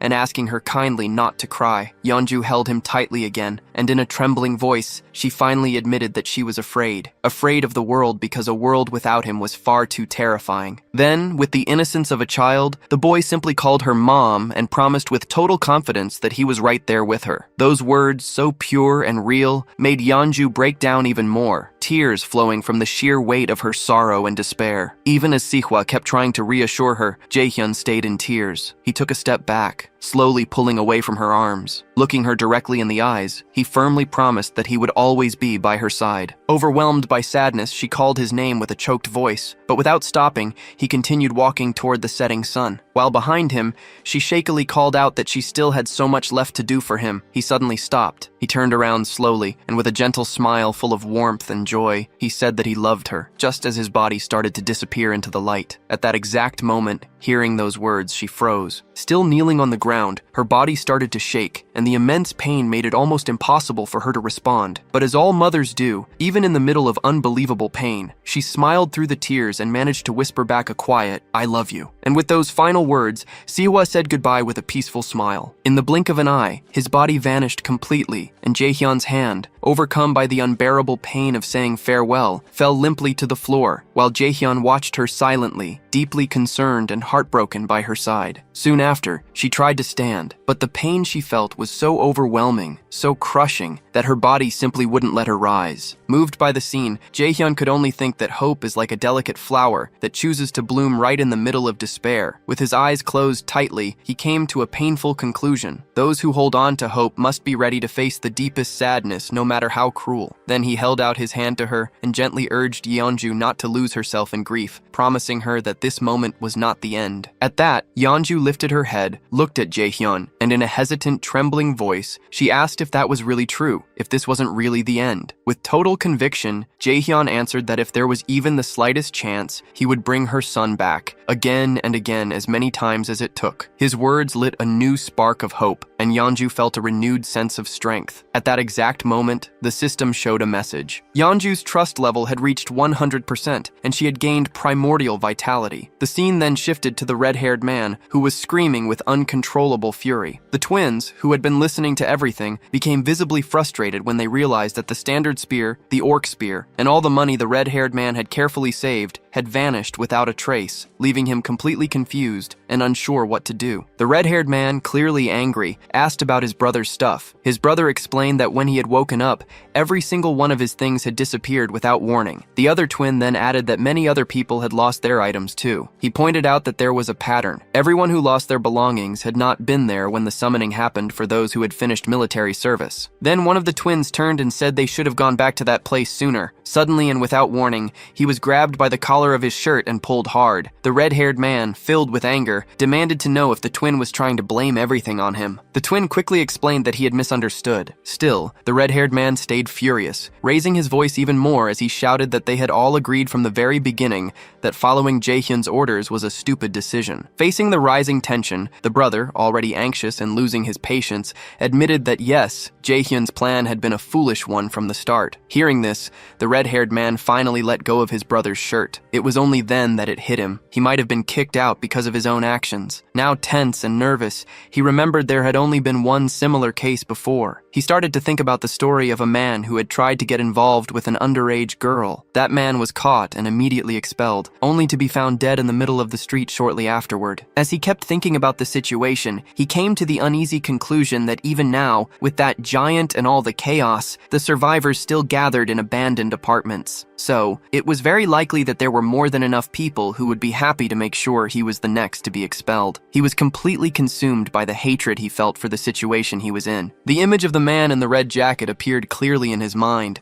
calling him a bastard, and he imagined just how happy that bastard must have been when he got a weapon. Soon after, the red-haired man scratched his head, restless and agitated, trying to understand how everything had gotten so out of control. Somewhere else, Jae-hyun watched everything, the tension around the red-haired man, and said to himself that this was only the start of the punishment he had carefully planned for him. Back with the red-haired man, a system window suddenly appeared behind him, showing a new mission, which caught him completely by surprise. Startled and not believing it, he immediately turned to see the message for himself. The system window revealed a new mission: hunt 20 goblins in 24 hours. If they succeeded, the reward would be a small amount of experience. But if they failed, they would suffer 1 minute of extreme, unbearable pain. Now back to Yeonju's most recent impressive achievement, the terrifying primordial vitality. It's a rare and highly sought-after ability that Jae-hyun now also has. It's known for making regeneration incredibly fast, always in proportion to how bad the injuries are. Jae-hyun could barely understand what he had just seen. Not for a second had he imagined that after reaching 100 trust points,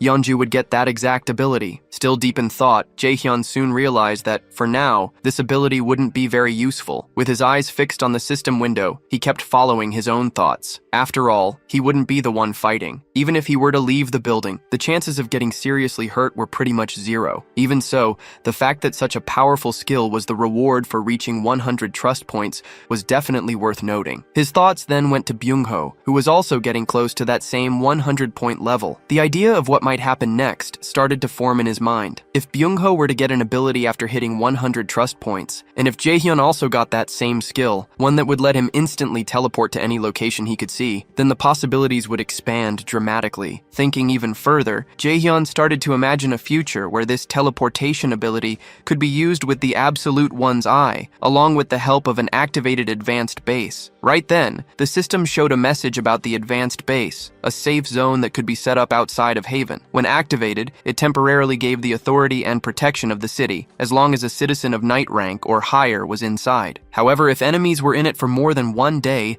the base would be automatically destroyed. Going back to his thoughts, Jae-hyun concluded that as long as he had enough mental strength to handle it, he would be able to travel to the advanced base. With that in mind, Jae-hyun made a firm decision. From that moment on, his main goal would be to strengthen his mental fortitude. Because of that, all his upcoming missions would be focused on improving that specific attribute. At that very instant, someone called his name and explained they needed his permission to leave now, as they were feeling more stable. It was Yeonju who said she would personally handle bringing Jae-hyun's family back. Hearing this, Jae-hyun realized the mission should have started the day before, but he knew the delay was all his fault. Yeonju thanked him for his valuable time and understanding. She then promised she would find a way to repay his kindness. Without showing any particular emotion, Jae-hyun couldn't help but think that she had read his mind. He made a lighthearted comment, asking if he really seemed like the impatient type, and confessed that even though he was thankful, her words made him a little embarrassed. Yeonju responded gently, saying he definitely didn't seem impatient, and admitted that if she had been in his shoes, she probably would have acted the same way. With a soft smile, she confessed that in the end, everyone values their own family the most, and that she fully understood how precious that one day Jae-hyun had given her and her son was. She thanked him sincerely again for what he had done. Jae-hyun smiled modestly and said he appreciated her understanding. He then asked her to go to Unit 2901, where a group of people was already waiting for her, promising he would join them shortly. Yeonju gave a respectful bow and with a quiet yes, walked toward the designated spot. Sometime later, it was explained why Jae-hyun had not sent the group directly to Seomyeon Station. station. Because of the Cyclops attack, a large part of the tracks near the station had caved in. Not just the tracks, but the station itself had suffered massive damage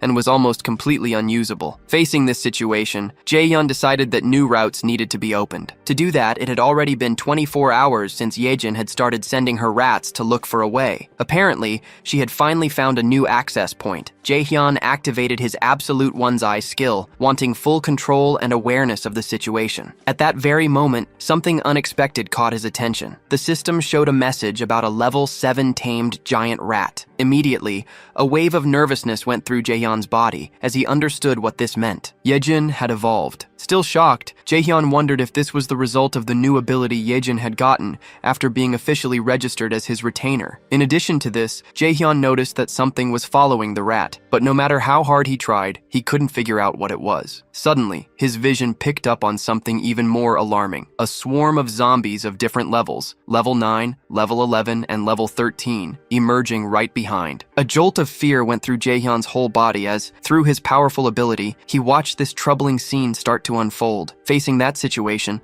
the rat dashed forward at high speed, desperately trying to get away from the zombies that were chasing it with endless determination. But in a completely unexpected turn of events, the rat suddenly stopped. It turned to face the coming enemies, and without showing the slightest bit of fear, growled aggressively at them, showing its teeth with a fierceness that didn't match its size. The zombies quickly surrounded the rat from every angle, blocking any way out. Yet even when faced with so much danger, the rat stood its ground, refusing to move even a single step back. From a distance, Jaehyun watched the scene. Realizing the rat would probably die for no reason if it stayed there, he thought about causing a gas explosion to take the zombies down with it. Nevertheless, even with the threat closing in, the rat remained focused, taking an even more aggressive stance. With a sudden burst of explosive speed, it charged forward. Despite being completely surrounded, the rat managed to dodge every single zombie attack, skillfully weaving between them with surprising agility. Still watching from afar, Jaehyun was thoroughly impressed by what he was seeing. After getting away from the zombies, the rat leaped forward and kept going. Amazingly, it came out of the fight without a single scratch and kept sprinting toward the exit. With only a short distance left, the rat took one final leap and shot through the opening to the outside. However, something was already waiting for it on the other side, silently watching its approach. With its eyes fixed on the rat and its sharp fangs showing, the creature let out a low, dangerous growl. It was ready to pounce at any moment. Instantly, the rat froze, completely paralyzed by a huge fear in the face of the predator's threatening presence. From afar, Jaehyun was caught completely off guard, unable to hide the shock on his face as he watched the unexpected confrontation. In an instant, the level 23 land shark lunged forward with terrifying force. With its huge mouth wide open,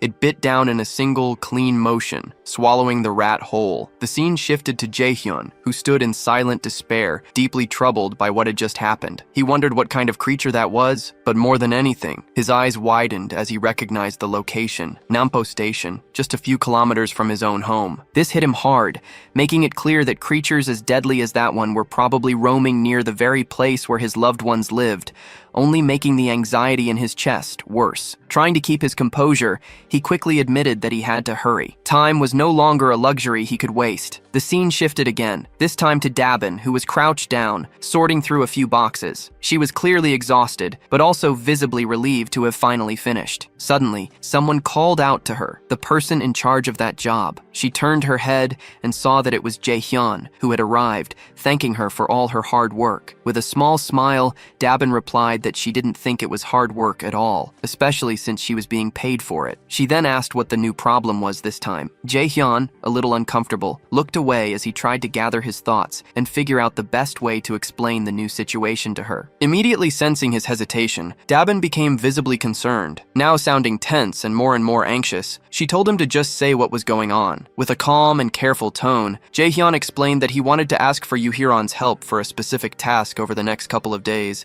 and that he hoped Dabin could handle things in the meantime. Taken by surprise by the sudden request, Dabin forced a smile to hide her nervousness. With a slightly shaky voice, she asked if he expected her to be completely responsible for everything on her own. Jaehyun then replied that he would only be leaving it in her hands for 2 days. She already knew this meant a lot of work and responsibility. With a skeptical look, she asked if she would get paid extra for the overtime hours she would definitely have to work as the acting lead for those 2 days. Hearing her question, Jaehyun gave a slight smile. Then, with an excited tone, he promised to pay her double for the overtime. The moment he said it, it, Dabin's face lit up with joy. She could barely contain her excitement, now completely energized and ready to handle whatever came next. Somewhere else, a thick green mist, released directly by the system, completely covered Yuhiron's body. The scene quickly moved to another location, where everyone in the group was now sitting around a table, all eyes on Jaehyun as he got ready to start the mission briefing. Jaehyun began by explaining that, because of the huge Cyclops, getting through Siamayan Station had become much more difficult. He said it would be a shame to completely stop using the subway line. Soon after, Yejin stepped in to explain that the section between Siamayan Station and Beomnagol,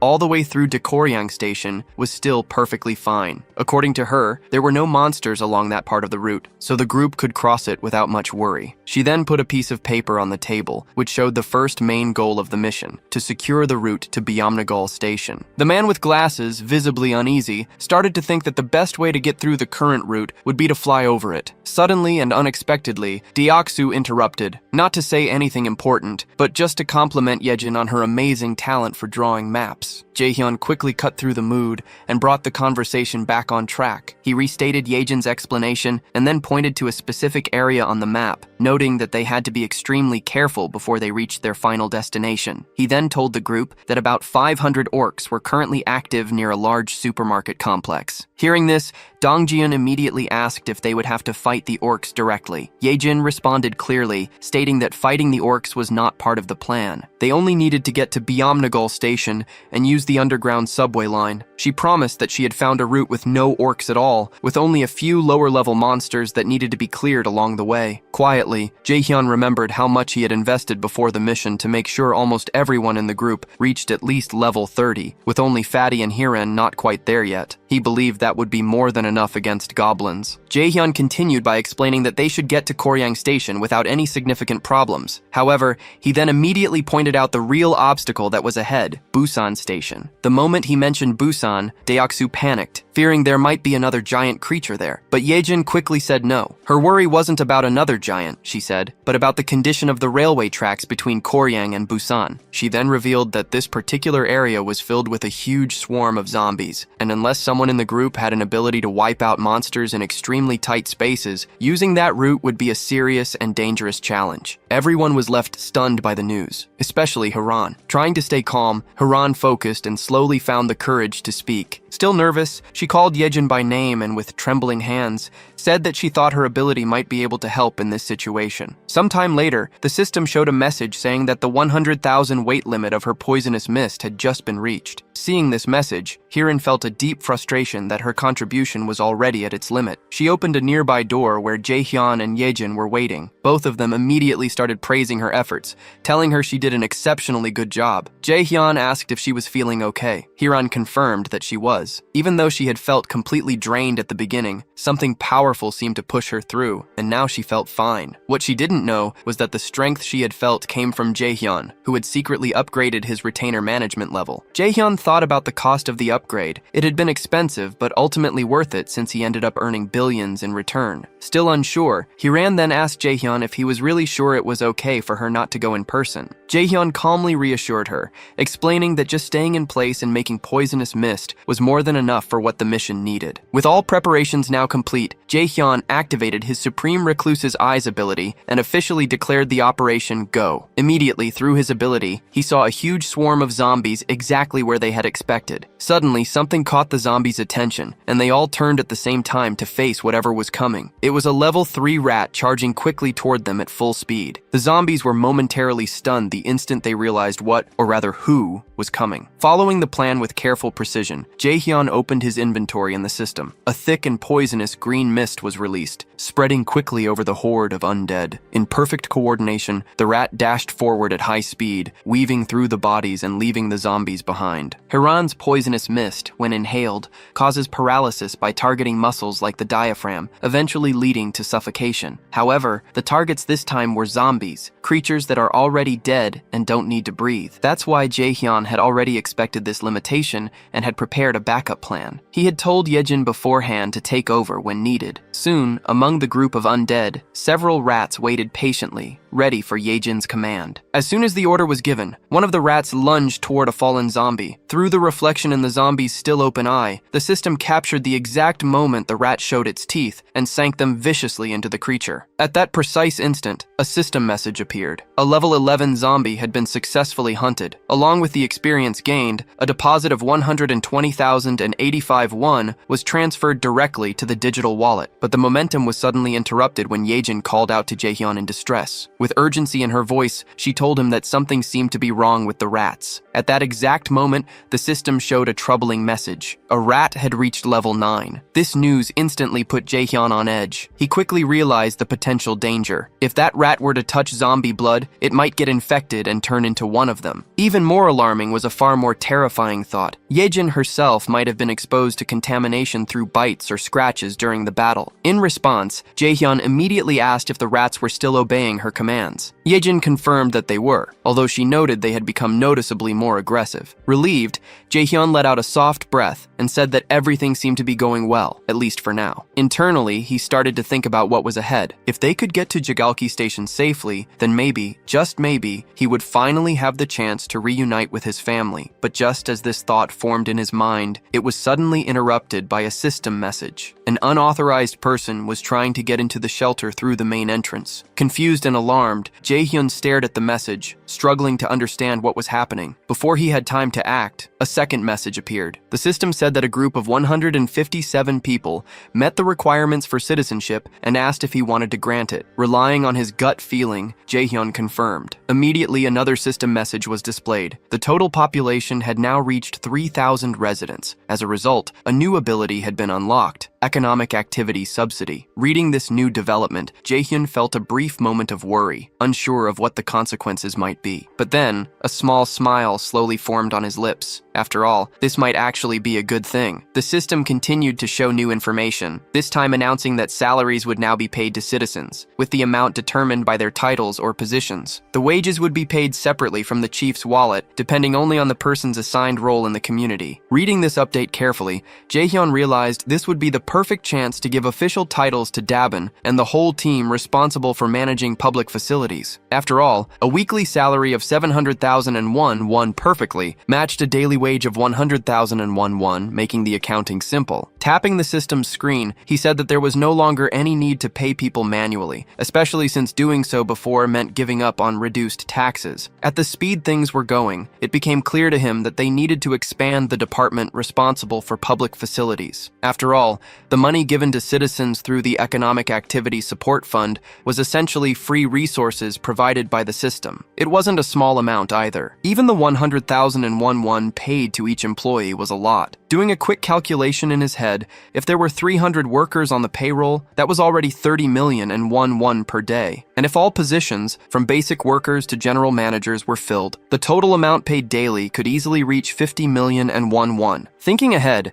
Jaehyun envisioned that as this money moved around, the total income he got from his tax collection ability would keep growing. On the other hand, the citizens would inevitably spend that money in his store, effectively bringing it right back to him. This made him realize that giving titles to as many citizens as possible was probably the most profitable long-term strategy. Yet he still wasn't completely sure which titles would be most fitting besides facility management. Soon, another idea popped into his mind. Positions related to maintenance, cleaning, and security would be practical places to start. So, before doing anything else, he went ahead and made Dabin the general manager. He remembered that she had already accepted Fatih and Hiran as members of the team, although he couldn't quite remember who the other members were. Just then, something caught Jaehyun's attention. It was the system again, this time showing a message that Dabin had reached 100 loyalty points, officially registering her as a retainer. At that moment, Jaehyun realized something important. Once a citizen reaches 100 loyalty, they automatically become a retainer. And now he began to wonder, do all retainers get a new skill at that exact point? Curious, Jaehyun got ready to check and see what new skill Dabin might have gotten. But just as he was about to click on the system, he was interrupted by an unexpected sight. Hiran, completely relaxed, was sound asleep on the sofa, even drooling a little. Watching the scene, Yejin looked a little unsure and asked if they should wake her up. Jaehyun replied that they should let her rest.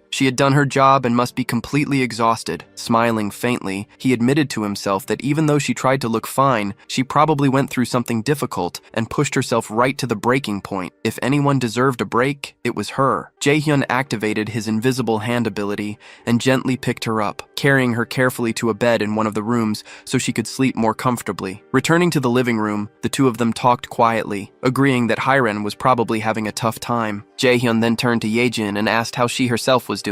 Yejin responded calmly that nothing was difficult for her, that she was doing perfectly fine, especially now that they had reached the tracks near the station. Jaehyun nodded in understanding and told her to keep up the good work. She smiled and told him to leave it to her. However, at that exact moment, her expression changed a little. Something made her hesitate. Jaehyun immediately noticed and asked if something was wrong. She stammered a little and replied that all of a sudden, the connection wasn't working anymore. Jaehyun, caught off guard, asked what she meant, and she told him to wait a second. Closing her eyes, she tried to reconnect with the link, but apparently it was no use. She then explained that it was probably the distance. It seemed to be just too far this time. Jaehyun asked whether the link had been working properly before. She said that it was possible to go a little beyond the maximum range if the link was already set up beforehand. However, the link's reach was now only as far as the central station. She then turned to him and asked what they were supposed to do now. Without an immediate answer, Jaehyun fell into thought. He realized that something always seemed to go wrong at a critical moment, and just beyond the station was the house where his family was supposed to be. He had been counting on using one of Yejin's rats to check the house before making a move. Clenching his fist tightly, Jaehyun mumbled that this was a complication. Still, he asked Yejin to try to re-establish the link from the central station in any way she could. She agreed, saying she would give it her best shot. Closing her eyes again, she began to focus her powers to restore the connection. With the vision of zombie rats moving through the station still in his supreme recluse's eyes, Jaehyun reminded himself that they had to try every possible option, and until then, all Kim could do was hope, with all his heart, that his family was still safe. The system now showed the current locations of everyone in the mission. Yejin's rats were moving ahead to scout the path, while Dongjeon's group stayed further back, following at a safer distance. The scene then shifted to the station where Dongjeon's group had just arrived. Everyone stood frozen, completely overwhelmed by what they saw. The whole area was a scene of total devastation. All the surrounding buildings had been turned to rubble, and huge footprints, much bigger than a human's, were deeply pressed into the ground all over the place. John, the man with glasses, stared at the destruction in disbelief and finally mumbled that the sight was incredible. The archer, noticing he was distracted and not focused, told him to start scouting the area immediately. Following her command, John ordered his raven, named Blackie, to start flying above the area. After some time watching through the raven's eyes, he reported that there didn't seem to be any monsters nearby. Deoksu then spoke up, saying that the station itself also seemed to be free of any goblins, and that because of the massive rock slide that happened earlier, they should be able to move through the area without much trouble. John agreed, and commented that it was probably because no sane person or creature would dare go near a place with so much destruction. With a hint of worry in her voice, the healer mentioned that night was falling fast, and that they should find somewhere safe to stay until morning. The archer quickly reassured her, explaining that based on how goblins usually act, nighttime was actually the safest time, since goblins tend to hide or go to sleep once it gets dark. At this point, Dongyeon looked deep in thought. After a moment of silence, he spoke, saying that they should keep moving. If anything really dangerous happened,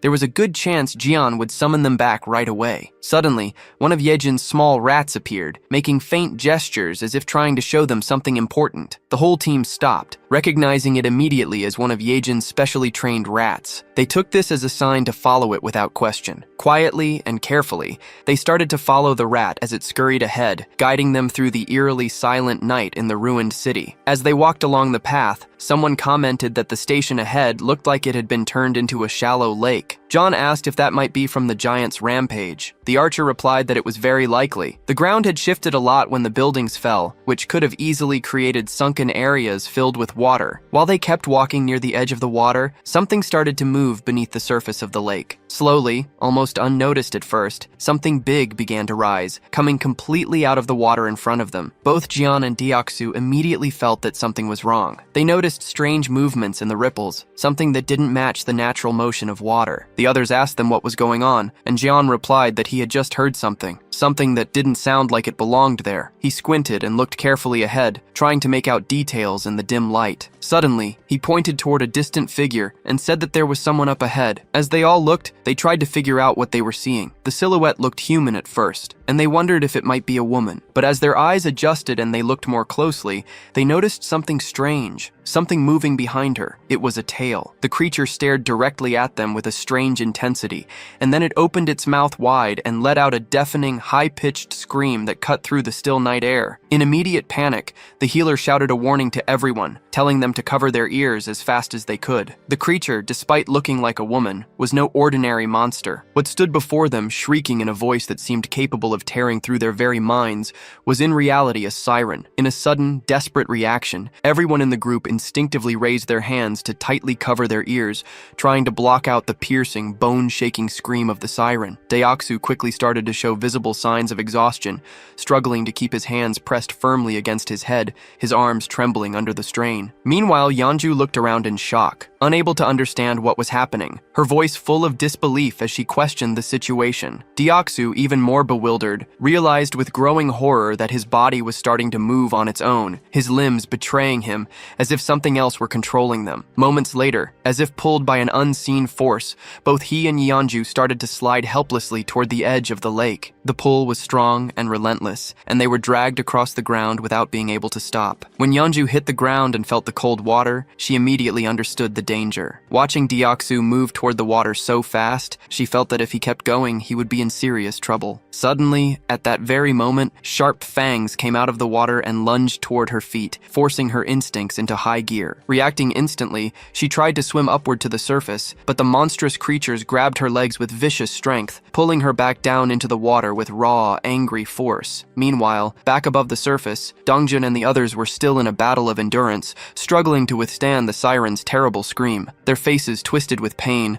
their bodies weak, they tried to hold out just a little longer. Amid the chaos and panic, the healer closed her eyes and focused, gathering all her remaining strength. With a surge of energy, she cast a protective magical armor over the group, wrapping them in a glowing defensive shield. Now protected by the magical barrier, Dongjian felt a noticeable difference. He said that he felt much stronger, more able to resist the siren's weakening scream. The man with glasses then asked, almost out of breath, what exactly the young healer's power was. Exhausted and barely able to stand, she pleaded with them to hurry and save Deoxu and Yeonju before it was too late. But just as she finished speaking, something in the water caught her eye. A dreadful blue creature, barely visible under the surface, began to come out of the depths of the lake. From a distance, the rest of the group watched the movement and started to question, what are those bastards? Before anyone could answer, the creatures launched a sudden, brutal attack, moving with terrifying speed and aggression. Sensing the coming fight, Dongjun immediately called out to everyone, telling them to get ready. He warned them that the creatures were getting close fast. Without a moment's hesitation,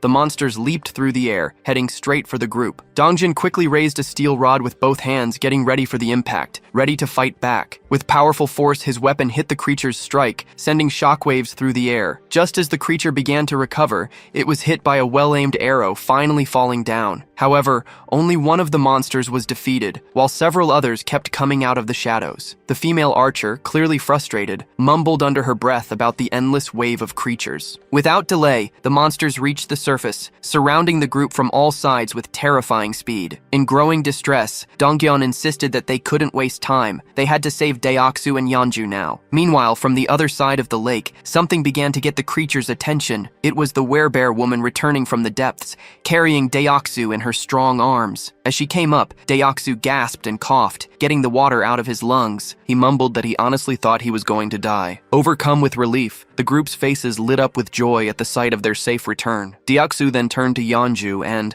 with deep sincerity, thanked her for saving him. But their moment of reunion was suddenly interrupted. The bastards started their relentless attack again, not giving the group a second to breathe. The team quickly realized the creatures weren't going to let up, not even for a moment. Deoxu immediately activated his magical armor, his body lighting up with protective energy. As the monsters kept charging forward, he yelled to the group that they would hold the line and fight until the very end. In that moment, the werebear woman planted her feet firmly and got ready to strike. As one of the creatures lunged forward, she threw a heavy punch that landed squarely on its face, sending it flying backward through the air. The creature violently crashed into a thick wooden pillar, splintering it with the force of the impact. On top of that very pillar, a goblin's body had been tied and hung. At that instant, both Dongjun and Deoksu looked up and shouted for everyone to move away quickly. Without hesitation, the group jumped back just in time as the place they had been standing was hit. Byung-ho immediately turned and asked Dongjun if he was okay. Dongjun replied that he was fine and asked what had just happened. As he saw the wreckage more clearly, Deoksu froze, unable to speak. It was the body of the goblin, still tied to the broken pillar that had fallen from above. As the group stared at the unsettling sight,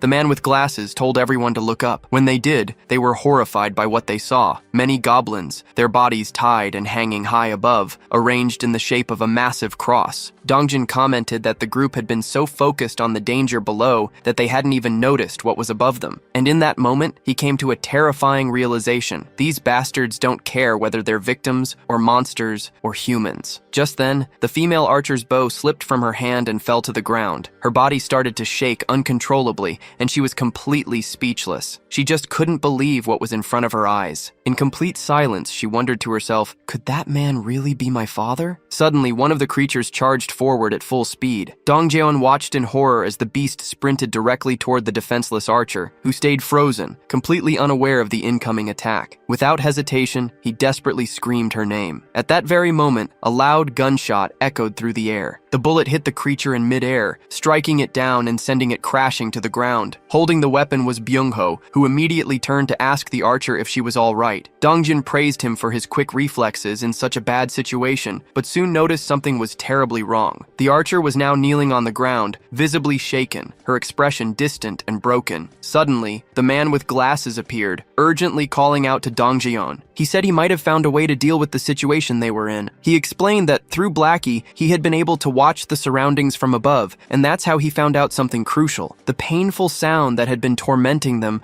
was also what was controlling the creatures. Dongjun was taken aback by the news. The man with glasses added that he still couldn't fully understand what the siren was saying, but he noticed that every time she opened her mouth, the fish-faced creatures reacted and started to move. He then said that if they could find a way to cut off the sound, it was very likely the creatures would lose their coordination and go away because they wouldn't have a leader. In the middle of this tense and more hopeless situation, Dongjeon agreed that the idea was worth trying. However, he was worried that the creatures wouldn't give them a chance to make it happen. Wanting to be clear, Deoksu asked directly if the whole plan was simply about stopping the sound. Dongjeon confirmed it with seriousness in his voice. Then, with determination in his eyes, Deoksu declared that he would be the one to bring that thing down and that he had a plan. Meanwhile, on the other side of the battlefield, the siren opened her mouth once more, releasing the dreadful sound, and like obedient soldiers, the creatures responded as if getting ready for another coordinated attack. Watching their behavior closely, Dongjeon noticed that the creatures were changing their formation. The man with glasses guessed they must have realized the group's new goal was to shut the siren down. Dongjeon then turned to Deoksu and asked if he could really count on him. Deoksu confidently answered yes, urging everyone to trust him, and made it clear that all they had to do was open a path for him. He would take care of the rest on his own. Without hesitation, Healer said she would stay behind to protect the group. And with the plan now in motion, the group charged forward with total determination. Each member of the team focused only on creating that crucial opening for Deoksu,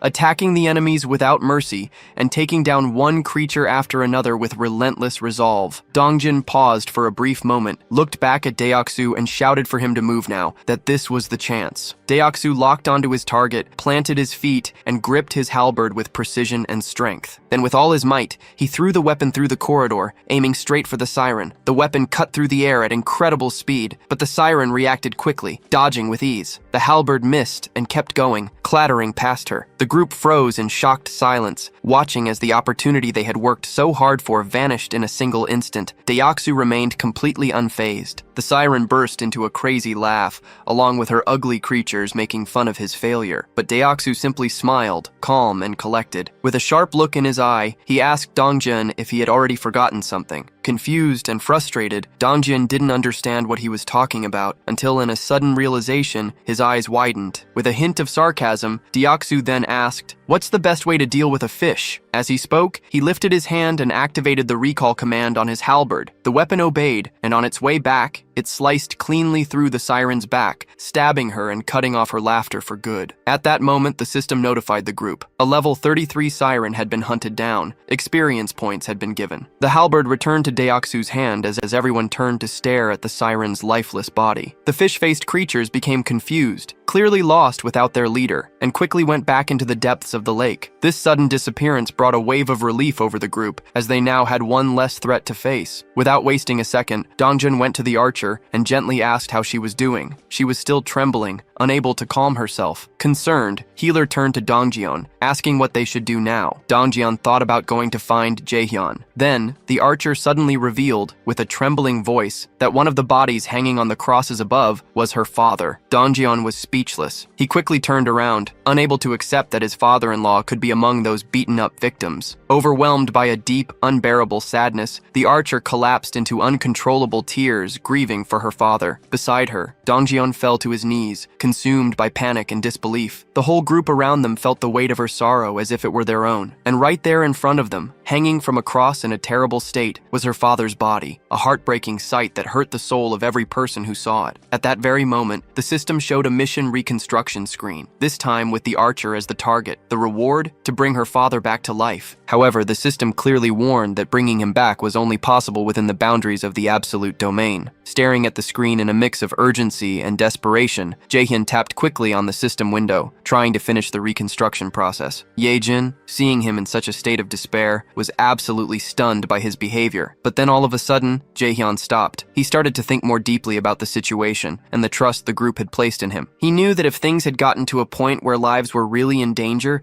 he would have been summoned immediately. With that in mind, he tried to convince himself that this meant there was no real danger, no other option, no action to take. But even as he tried to calm his thoughts, a nagging doubt kept coming back to him. Was it really true that there was no other choice? Being dragged underwater, surrounded by a group of armed fishmen, didn't feel like something that could be ignored. It was clearly a serious threat. Jaehyun couldn't help but worry about his own family, filled with a desire to see them again as soon as possible. But he also knew that this longing wasn't just his. The others had their loved ones and personal stakes too. Even so, he tried to push that thought away, convincing himself that saving his own family had to come first, above everything and everyone else. With his hands trembling, he finally chose an option from the system window. A new mission was created for the group. The goal was to build a tomb with a 1-hour time limit. The reward was a small amount of experience, and the mission came with no punishments. When the archer read the message, she became even more shaken. A sense of hopelessness and deep grief took over her body, weighing down her spirit. Meanwhile, from afar, Jaehyun watched silently, filled with regret, observing the whole painful scene through his supreme eye ability. Eventually, the tomb was completed. The whole group now stood in front of it, quiet and sad. Dongjeon turned to the archer and gently asked if she was really okay with all of this. She replied firmly that her father would have wanted it this way. She explained that he was obsessed with his job, always talking about how he wanted to be buried near the railway tracks when he died. Then, holding a metal plate with her father's name on it, she remembered how as a child she thought that wish was ridiculous, but now she had fulfilled it. He was resting exactly where he always said he wanted to be, and the metal plate with his name on it marked the spot. From a distance, Jaehyun was hit by a sudden, troubling thought. Maybe one day this same pain might become his own. He could only hope that their sorrow would never become his. It was exactly because of that fear that he made a decision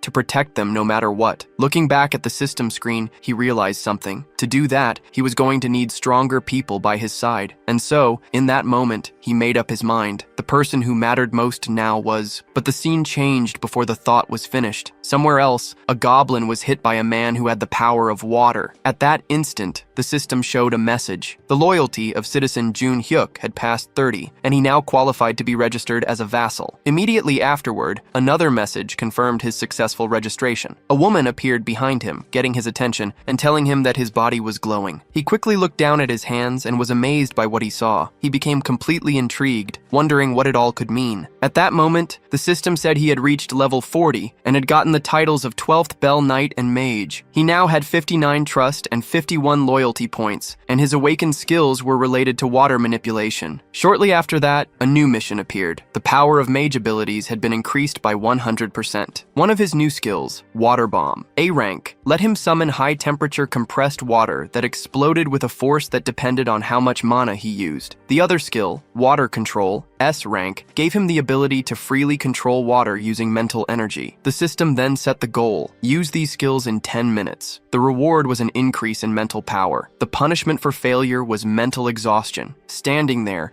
Jun-hyuk was stunned by what he saw in front of him. The mission message appeared again. As he read it, someone nearby asked if he was okay, but he replied by asking for a moment. A smile slowly spread across his face as he began to understand the mission. He quickly realized there were more than enough enemies nearby to use his powers on. Without delay, water started to appear around him, beginning the challenge. A massive sphere of water formed in front of everyone, leaving the goblins completely shocked and unprepared. Then with confidence, Jun-hyuk said the command, "Water Bomb." He threw it forward, hitting the group of goblins without mercy. The resulting explosion created a crater in the ground, leaving every single one of them dead as Jun-hyuk watched in silence. He held out his hand again, activating the water control ability. With strong focus, he began to lift the drops of water into the air. What happened next surprised two men who were quietly watching everything. The man wearing a black coat asked in complete disbelief if it was really Jun-hyuk doing all of that. The other man confirmed it, saying that what they were seeing was indeed Jun-hyuk's power. With a smile on his face, Jun-hyuk let the tiny drops fall slowly, like gentle rain,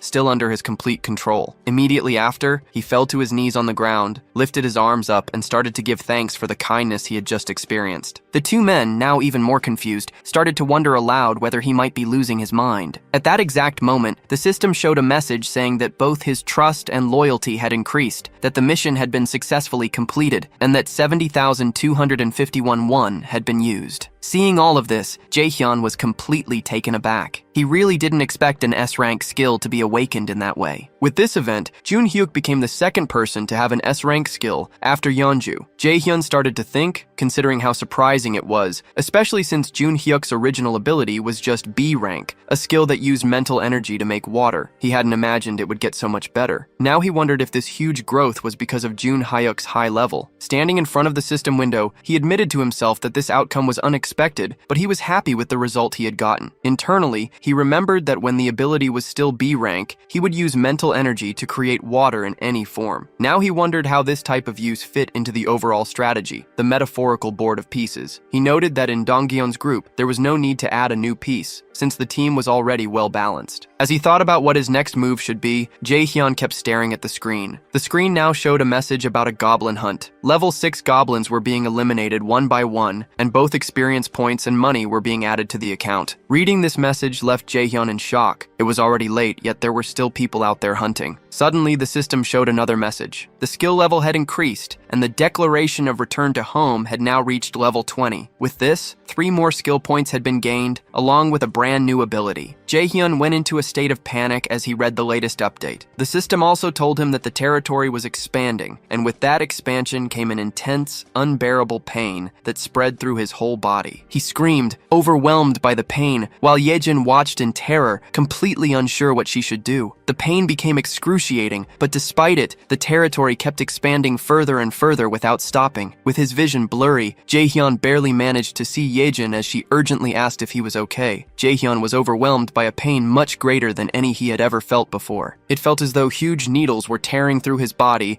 ripping him apart from the inside out. Yejin kept going, her voice filled with desperation, telling him to breathe. Frantically, she asked what she could do to help him in that critical moment, visibly shaken and desperate to ease his suffering. Jae-hyun forced his eyes open, his mind clouded and dazed. Through his blurry sight, he caught a glimpse of her face, partly hidden by the haze of confusion and the relentless pain. Startled, he realized she was getting dangerously close to his face, inching toward him with a clear intention. With a strained voice, he asked her what exactly she thought she was doing. Embarrassed and flustered, Yejin immediately backed away in a hurry, apologizing a lot. She quickly explained that for a moment she was afraid he had stopped breathing and was about to do CPR on him, but before she could continue, Jae-hyun cut her off, firmly telling her that he was fine. Behind him, Blackie was crying, visibly upset and worried. Jaehyun reached out, gently stroking Blackie to calm him down, softly repeating that everything was going to be all right. Still getting his composure back, Jaehyun activated his ability, Supreme Eyes. Through the lens of his awakened power,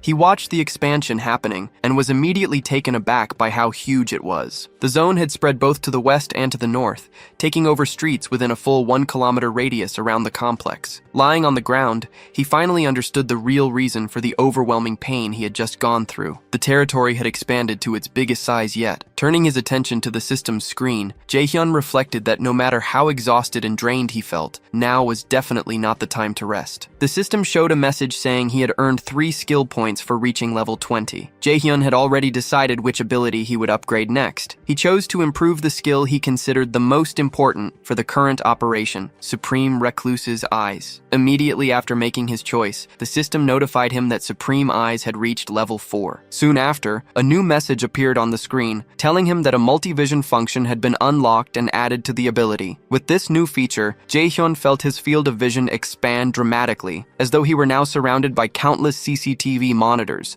each showing a different view. However, he quickly noticed that keeping this expanded vision active put a significant strain on his focus. He realized that handling 3 simultaneous views was his current limit. Once again, Jaehyun checked the system and saw that he still had 2 skill points left. He decided to invest them in enhancing the skill known as Preservation of Dignity. Moments later, the system showed an update saying that the skill had now reached level 5 and that a new feature called Mystic Draw had been activated. In addition, he was given a reward of 300 crystals, which caught him completely by surprise. Shortly after, the system clarified that it was through this Mystic Draw feature that he had gotten those 300 crystals. Jaehyun found no reason to reject the unexpected gift, so he clicked on the message to accept them. As soon as he did, a bright circle formed on the ground beneath him. The circle gave off a light so intense that it was uncomfortable for Yejin, Blackie, and even Jaehyun himself, forcing them to shield their eyes. After a few moments, the circle of light disappeared, yet a concentrated, powerful glow remained in the air. From within this brilliant light, an object began to appear. It was a ring. The system quickly told him that this was a communication ring, made specifically to send Jaehyun's voice directly to his vassals. Jaehyun slid the ring onto his finger, still unsure about its practical use. As he thought about its function, it became clear to him that its ability to project his voice could be perfectly suited for Dabin. But then he remembered that Dabin had already been officially registered as one of his vassals. He went into the vassal management interface in the system, which showed detailed information about Dabin. Level 25 holding the title of 11th Servant, Trust at 77, Loyalty at 100, and a newly awakened skill, Telepathy. Stunned by Dabin's new ability, Jaehyun admitted to himself that telepathy was indeed the perfect skill for someone with such communication-driven responsibilities. Suddenly, through the multi-vision function of his ability, Jaehyun saw a troubling scene. 50 people were crammed together, sharing a single housing unit to sleep in. Inside that crowded unit, Dabin tried to explain to the agitated group that the situation was only temporary. However, her words were met with anger and indignation, as if she were treating them like they were unimportant. One man, visibly furious, raised his voice and shouted, reminding her that they had all seen countless empty houses along the way. He demanded to know what she was even talking about, as though her excuses were completely unreasonable. Clenching their fists in frustration, several others stepped forward, insisting that at least the children should be allowed to sleep comfortably. They demanded that some of the vacant rooms be opened up, so everyone could rest properly after enduring so much. Overwhelmed by the escalating situation that was getting out of control, Dabin quickly apologized, struggling to stay calm as she explained that current policy did not allow for such allocations. The whole time, from a distance, Jaehyun watched everything unfold in silence through his supreme eyes. At that moment, the system showed a new message. A skill called Supreme Recluse's Door had been activated. With this, Jaehyun could now connect to and control all doors within the territory he had claimed as his own. Back inside the unit, just as Dabin was desperately trying to get the situation under control, a door suddenly swung open on its own. Annoyed and suspicious, one of the men immediately questioned the nerve of someone barging into someone else's home during an emergency. emergency. He reminded everyone that in times like these, people should be helping each other, not creating pointless conflicts and divisions. He demanded to know why so much unnecessary resistance was being put up against such a basic request. At that precise moment, Jaehyun stepped through the open door, catching Dabin completely by surprise. He turned to the man, his expression firm, and declared bluntly that if the man disagreed with the house rules, then he was more than welcome to leave his house immediately. The man, stunned by Jaehyun's words, demanded that he repeat what he just said, but Jaehyun, without the slightest hesitation,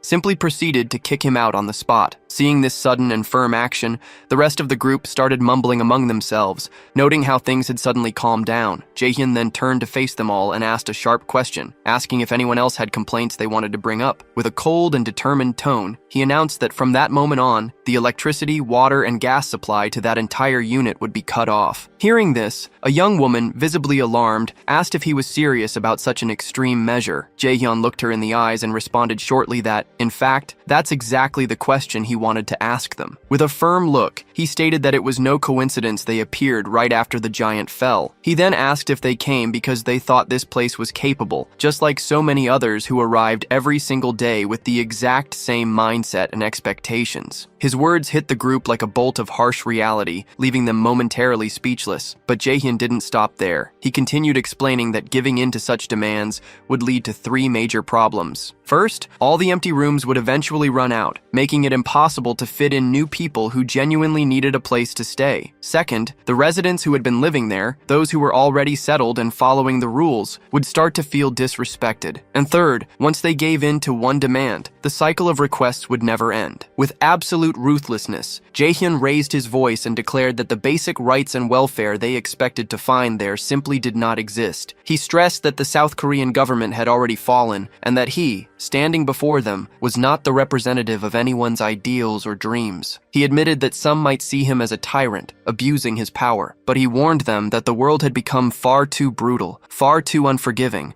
for naive ideals like rights and welfare to survive without being fought for and earned. He pointed out that if they wanted to have such privileges, they had to first prove they were worthy of them. He went on to explain that the other survivors, those who arrived before them, were enduring extremely harsh conditions, organizing rotating shifts just to get some rest. And despite all the discomfort and hardship, these people were still making sure to care for the children and the weakest among them, choosing to fight for survival as a community. Finally, Jaehyun gave a firm and non-negotiable order. They were to return immediately to the accommodations that had been set aside for them. He warned them that if they refused to follow, they would be setting themselves up to lose even more than what had already been taken from them. Hearing those words, the group immediately stepped back. Dabin, feeling a wave of relief, let out a soft sigh and thanked Jaehyun for helping her in that situation. However, he replied that there was no need for thanks. In fact, he insisted that he was the one who should be grateful to her. His unexpected response left Dabin momentarily taken aback, trying to understand what he really meant by that. It was then that Jaehyun pointed out that maybe she too might be able to do something similar to what he had just done. He asked if she knew about telepathy, and then told her to think of a person she wanted to talk to, imagining herself speaking to them mentally as if having a conversation inside her mind. Dabin closed her eyes, focusing all her concentration. A short while later, a faint aura started to surround her body. Happy with the result, Jaehyun emphasized that she would need to learn the exact conditions and limits of this ability, and that the best way to do so was through frequent practice. At that moment, someone with trembling hands gave a small wave and called out for Jaehyun. Both he and Dabin turned to see a man who looked nervous, standing with his head lowered. Jaehyun asked if the man still had something he wanted to say. The man, clearly frustrated but determined,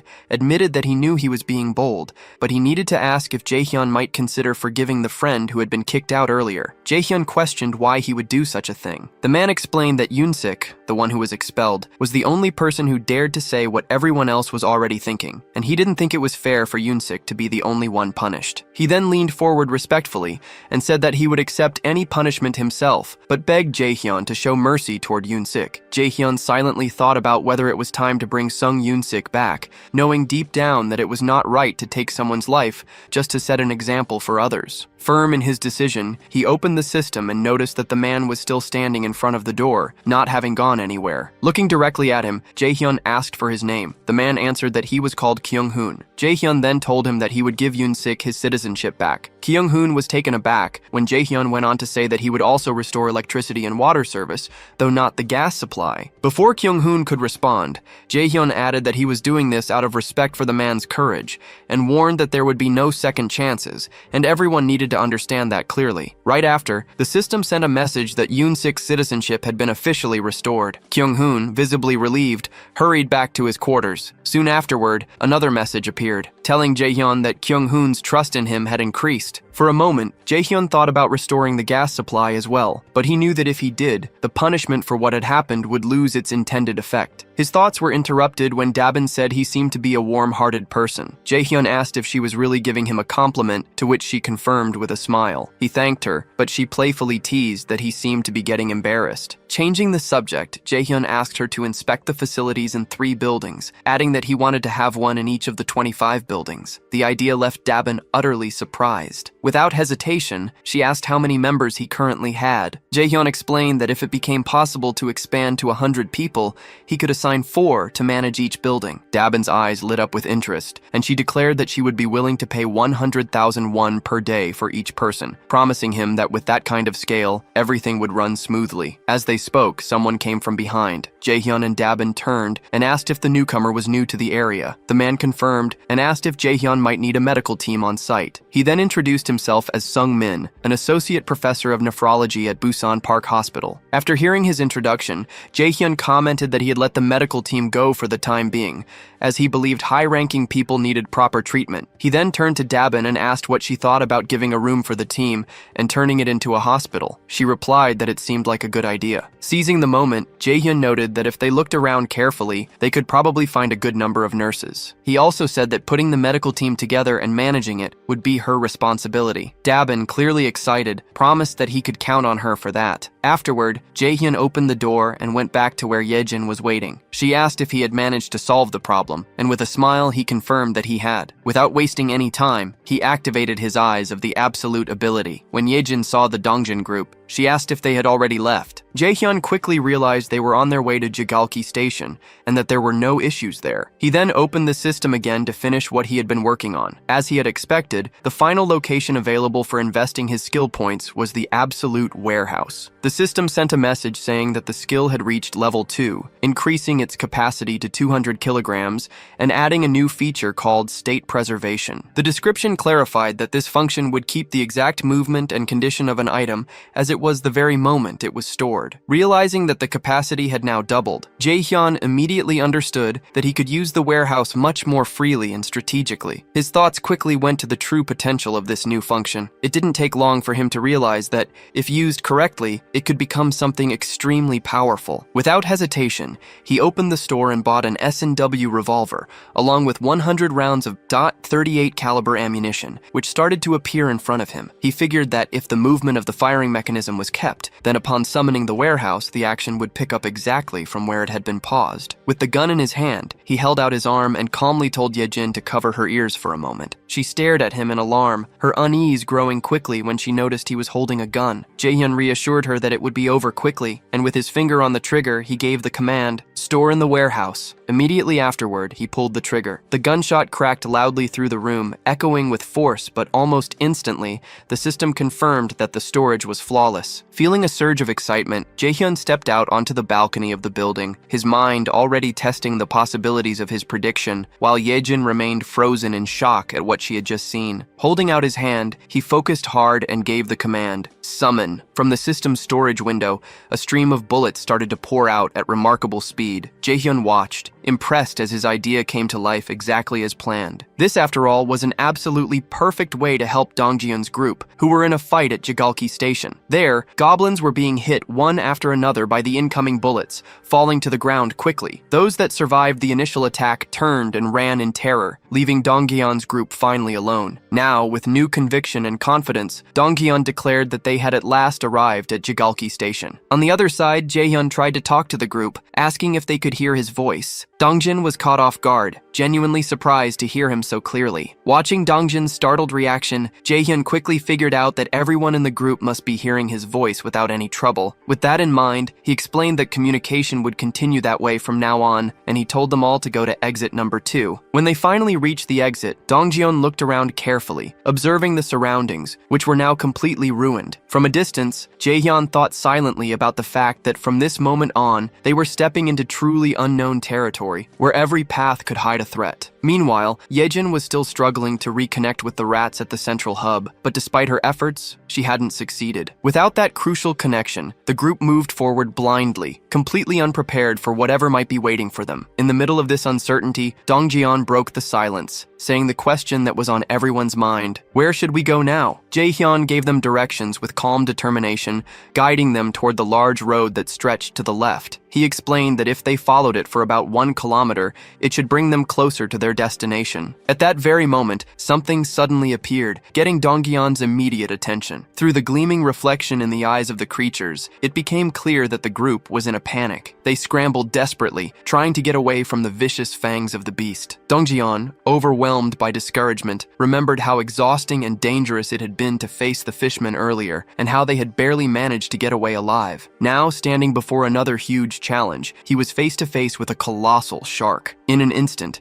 the creature opened its huge jaws, showing rows of razor-sharp teeth ready to tear them apart. Dongjin reacted by instinct, grabbing a heavy iron bar to protect himself from the coming strike. The man with glasses raised his weapon and let loose a storm of gunfire at the shark, the bullets hitting its body, leaving the beast dazed and confused. Taking this chance, Dongjin charged forward with determination, giving a decisive and powerful blow directly against the terrifying shark's fin. At the same time, the werebear woman threw herself into the fight, leaping with unrestrained fury. She crashed down on the monster's head with brutal force, giving it a devastating wound. Almost instantly, the system sent a message announcing that a level 24 shark had been successfully hunted. Experience points were added, and a sum of money was automatically deposited as a reward. Afterward, Dongjin signaled to the man with glasses. She focused hard, connecting her mind to her raven, Blackie, and immediately got a sweeping aerial view of the area. The man with glasses froze, stunned by what he saw through the shared vision. Without hesitation, he warned the group that the whole surrounding area seemed to be filled with fish. At that tense moment, yet another figure suddenly appeared, and the whole group found themselves staring directly at an overwhelming presence. Almost at the same time, as Deoksu looked up, he noticed movement above them. It was not a single creature, but countless blue figures that looked like swordfish quickly closing in from the sky. The group got ready for yet another immediate fight. As the creatures got dangerously close, Dongjin called upon Deoksu. He raised his halberd high, focusing his energy, and his armor activated with a flash of power. In the exact moment Deoksu struck with deadly accuracy, his blow landed true. The system immediately said that a sky blue marlin had been successfully hunted, rewarding them with extra experience points and money. Without a moment's pause, the archer woman let loose a flurry of arrows, her shots rapid and unrelenting, cutting down the creatures that stubbornly lingered in the air. Her voice rang out with total conviction,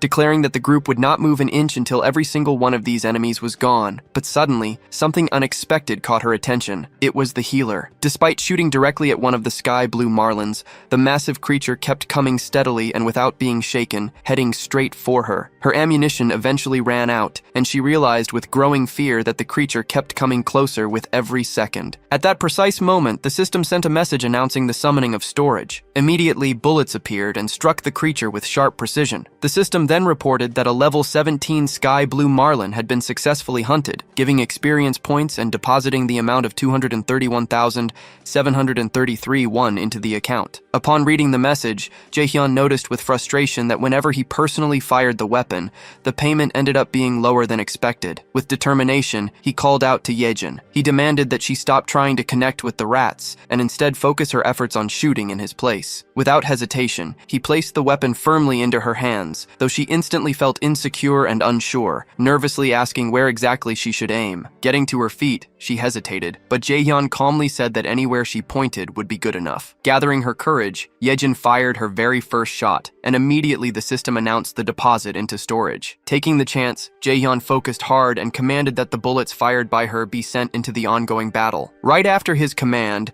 countless system windows opened in front of them, acting as gateways through which the bullets traveled, going directly into the battlefield and hitting their targets. The system then said that another level 17 Sky Blue Marlin had been hunted, giving extra experience points and depositing more money. In the middle of the situation, Yejin urgently warned Jaehyun to step aside and reload quickly so that the assault could continue without delay. Understanding the urgency of the moment, Jaehyun thought silently that the overall efficiency of the operation had now increased for the 6th time. Even though he felt real pity for Yejin, who was clearly overwhelmed, he knew deep down that this approach was absolutely necessary. At that instant, the door swung open. Hiran, known as the Poison Girl, entered the scene, her expression filled with curiosity as she took in the chaotic sight. Upon noticing Yejin firing repeatedly, she asked the reason for the gunfire, trying to figure out whether what she was seeing was real or just some kind of illusion. In the middle of the chaos, a massive creature suddenly tried to attack. However, both Dongjeon and the werebear reacted quickly, dodging the violent attack just in time. The creature revealed itself to be red, with the huge and terrifying form of a monstrous crab. Distressed and exasperated, Dongjeon asked aloud whether this was some kind of twisted joke, and desperately questioned if they were really expected to try and defeat such a horrifying monster. The giant crab prepared to attack, raising its massive limbs with a menacing weight. It struck down with such force that the ground itself shook violently, but Dongjeon and the werebear woman managed to dodge in time, barely escaping the devastating blow. Her eyes stayed firmly on the target, burning with determination. The werebear woman let out a powerful cry, calling for the healer. He immediately understood the signal, raised his hand, and wrapped her in a radiant aura. Covered in that energy, her body shot forward with explosive speed. With fierceness, she grabbed hold of part of the creature's massive structure, opened her mouth wide, and filled with fury, sank her fangs deep into its flesh. At the same time, Dongjun charged toward the monstrous enemy, gripping a long iron rod with both hands. At just the right moment, he stopped his sprint and threw the weapon with precise strength, sending it flying straight into the target and piercing the very center of its head. From behind the crab, the werebear woman emerged once again, moving relentlessly, her determination unshaken and fixed entirely on her goal. She unleashed a decisive strike on the creature and quickly pulled back. To her shock, however, she realized that the beast was completely unharmed. Its thick shell was not affected by her attack. Then Byung-ho shouted for everyone to fall back. From above, he raised his weapon, held it firmly, and focused all his attention on the crab. Without stopping, he began firing, letting loose a relentless storm of bullets that rained down on the creature's dreadful body. Amid that chaos, Dongjeon commented on the insane durability of the enemy, his voice heavy with frustration, and he questioned what they should possibly do now. His eyes stayed on the beast, and for a fleeting moment, doubt took hold of him, as he wondered if there was truly no chance of victory. At a certain distance, carefully watching everything, Jaehyun noticed something crucial. He realized that this creature was not like the ordinary enemies they had faced before. What they needed was not just sharp hits, but a blow of overwhelming impact, something heavy and crushing like a hammer. Accepting this, he began to search frantically for an object that could deliver that kind of force. His eyes scanned every corner until finally he found a gem. A satisfied smile spread across his face, for he had found exactly what he was looking for. The system quickly told him of an item being stored in the deposit. Through his ability of communication, Jaehyun told the werebear woman that when he gave the signal, she had to leap onto the crab's shell because he had found something that could break through it. Soon after, Jaehyun raised his hand and summoned a heavy barbell, which started to appear right in front of him. Internally, he apologized to the boy who used to own it, silently promising that he would buy a new one for him later. His plan was clear. First, he let the heavy bar fall freely, letting gravity build up its full energy, and only then did he store it in the deposit. Immediately afterward, Jaehyun brought the bar back again. It shot forth through the system's window and flew toward the center of the crab's head. At that exact moment, he used his communication skill and gave the long-awaited signal to the werebear woman. The bar pierced the target with brutal force, splitting open its head and sending streams of blood spurting outward. Without hesitation, the werebear woman launched herself straight at the point of impact. Her claws were ready, sharpened and gleaming, her body fueled entirely by determination and fury. She closed the distance with fierce speed and struck with deadly precision, delivering the finishing blow that successfully ended the beast. The system immediately registered the successful hunt of the giant crab, level 35, giving experience points and depositing money into their account. Yet even after their victory, Summary, the path home looked like nothing less than a chaotic marketplace of sea monsters. Every kind of fish and crab-like abomination kept attacking mercilessly without a break. Jaehyun understood that without his support, the group would have faced countless situations that could have ended in tragedy. He accepted, with heavy resignation, that this place was simply too much to handle, even for Dongjeon's group. He thought about how, despite everyone being awakened and armed, they still struggled just to go a single kilometer. Now he had to finally admit to himself that the chances of his family being alive were almost zero. The closer he got to his home, the stronger the fear grew inside him. Still, even if there was just a 1% chance, he knew he couldn't let himself lose hope. Using his ability,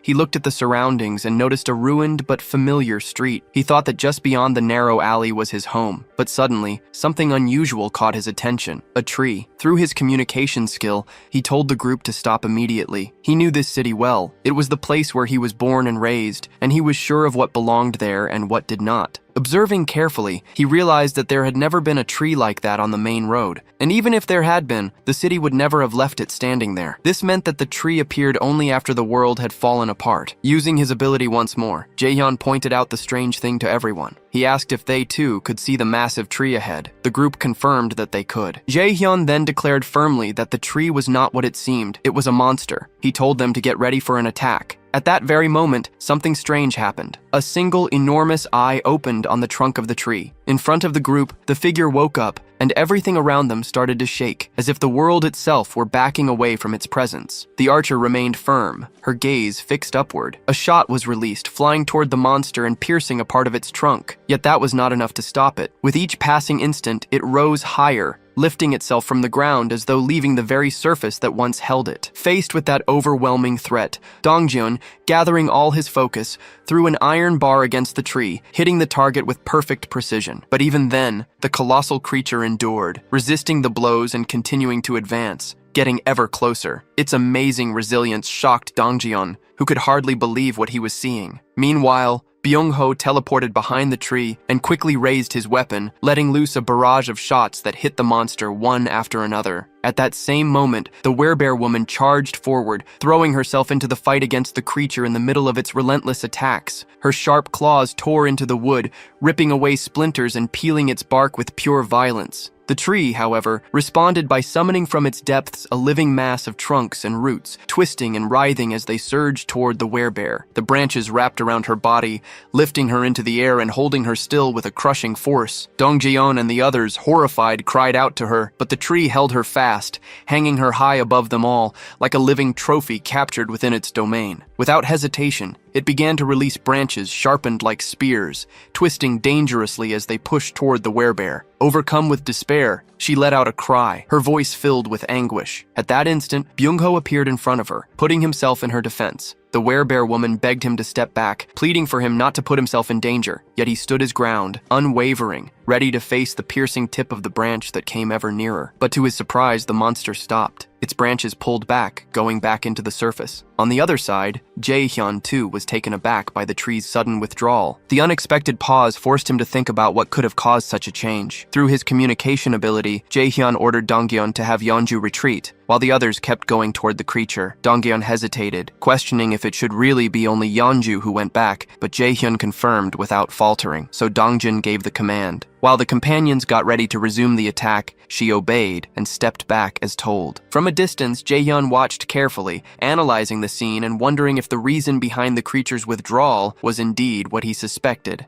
Deoksu, on his side, prepared himself, double-checking that everything was under control. At that moment, the great tree started to move once more, and as everyone got ready for combat, confusion spread among them as they asked themselves what was really happening. Then the monster slowly returned to its original place, as though nothing had happened. Jaehyun, ever watchful, began to think, could it be that the creature doesn't attack humans at all? He noticed that ever since Yeonju had taken on her werebear form, the monster had aimed its aggression only at her. Gradually, the conclusion took shape in his mind. Maybe it was specifically the werebear form that made the creature angry. Jaehyun continued to watch closely, but suddenly the massive tree rose once again. From the other side, a shark appeared, charging fiercely toward the tree with its teeth showing wide. The branches came out once more, striking the shark deep. From this, Jaehyun felt certain the tree did not attack humans. With this realization, he commanded the group to ignore the creature and keep going, since it showed no hostility toward them. Dongjeon accepted the order, and the group moved on, step by step, until something stopped their progress. Dongjeon immediately signaled Jaehyun, who silently prayed that the exact location of the tree would not be revealed. The group stood before the gigantic tree, questioning whether they had arrived at the wrong place. With trembling hands, Jaehyun confirmed there was no mistake. This was indeed the place where his father, mother, grandfather, and grandmother were supposed to be. Rage took over him, and he became convinced that this monstrous tree had no right to be in that sacred space. Firmly, he decided it had to be destroyed immediately. His plan was to surround it with gasoline and set it on fire, certain that only by turning it to ashes would he feel satisfied. He realized that Dongyeon's group could be summoned not only by his own hand, but also through his vassals, which meant the destruction could begin without delay. At that moment, a system message revealed the presence of one of Jaehyun's blood relatives nearby. Suddenly, a voice rang out, shouting to know who was there. A blinding light shone on the group, forcing them to shield their eyes. An old man emerged, looking at each of them carefully, accompanied by two other figures. Tell me what you thought of this manhwa. What rating would you give this story? I found it very different from all the others I've read. Like the video to help me bring you more delicious content.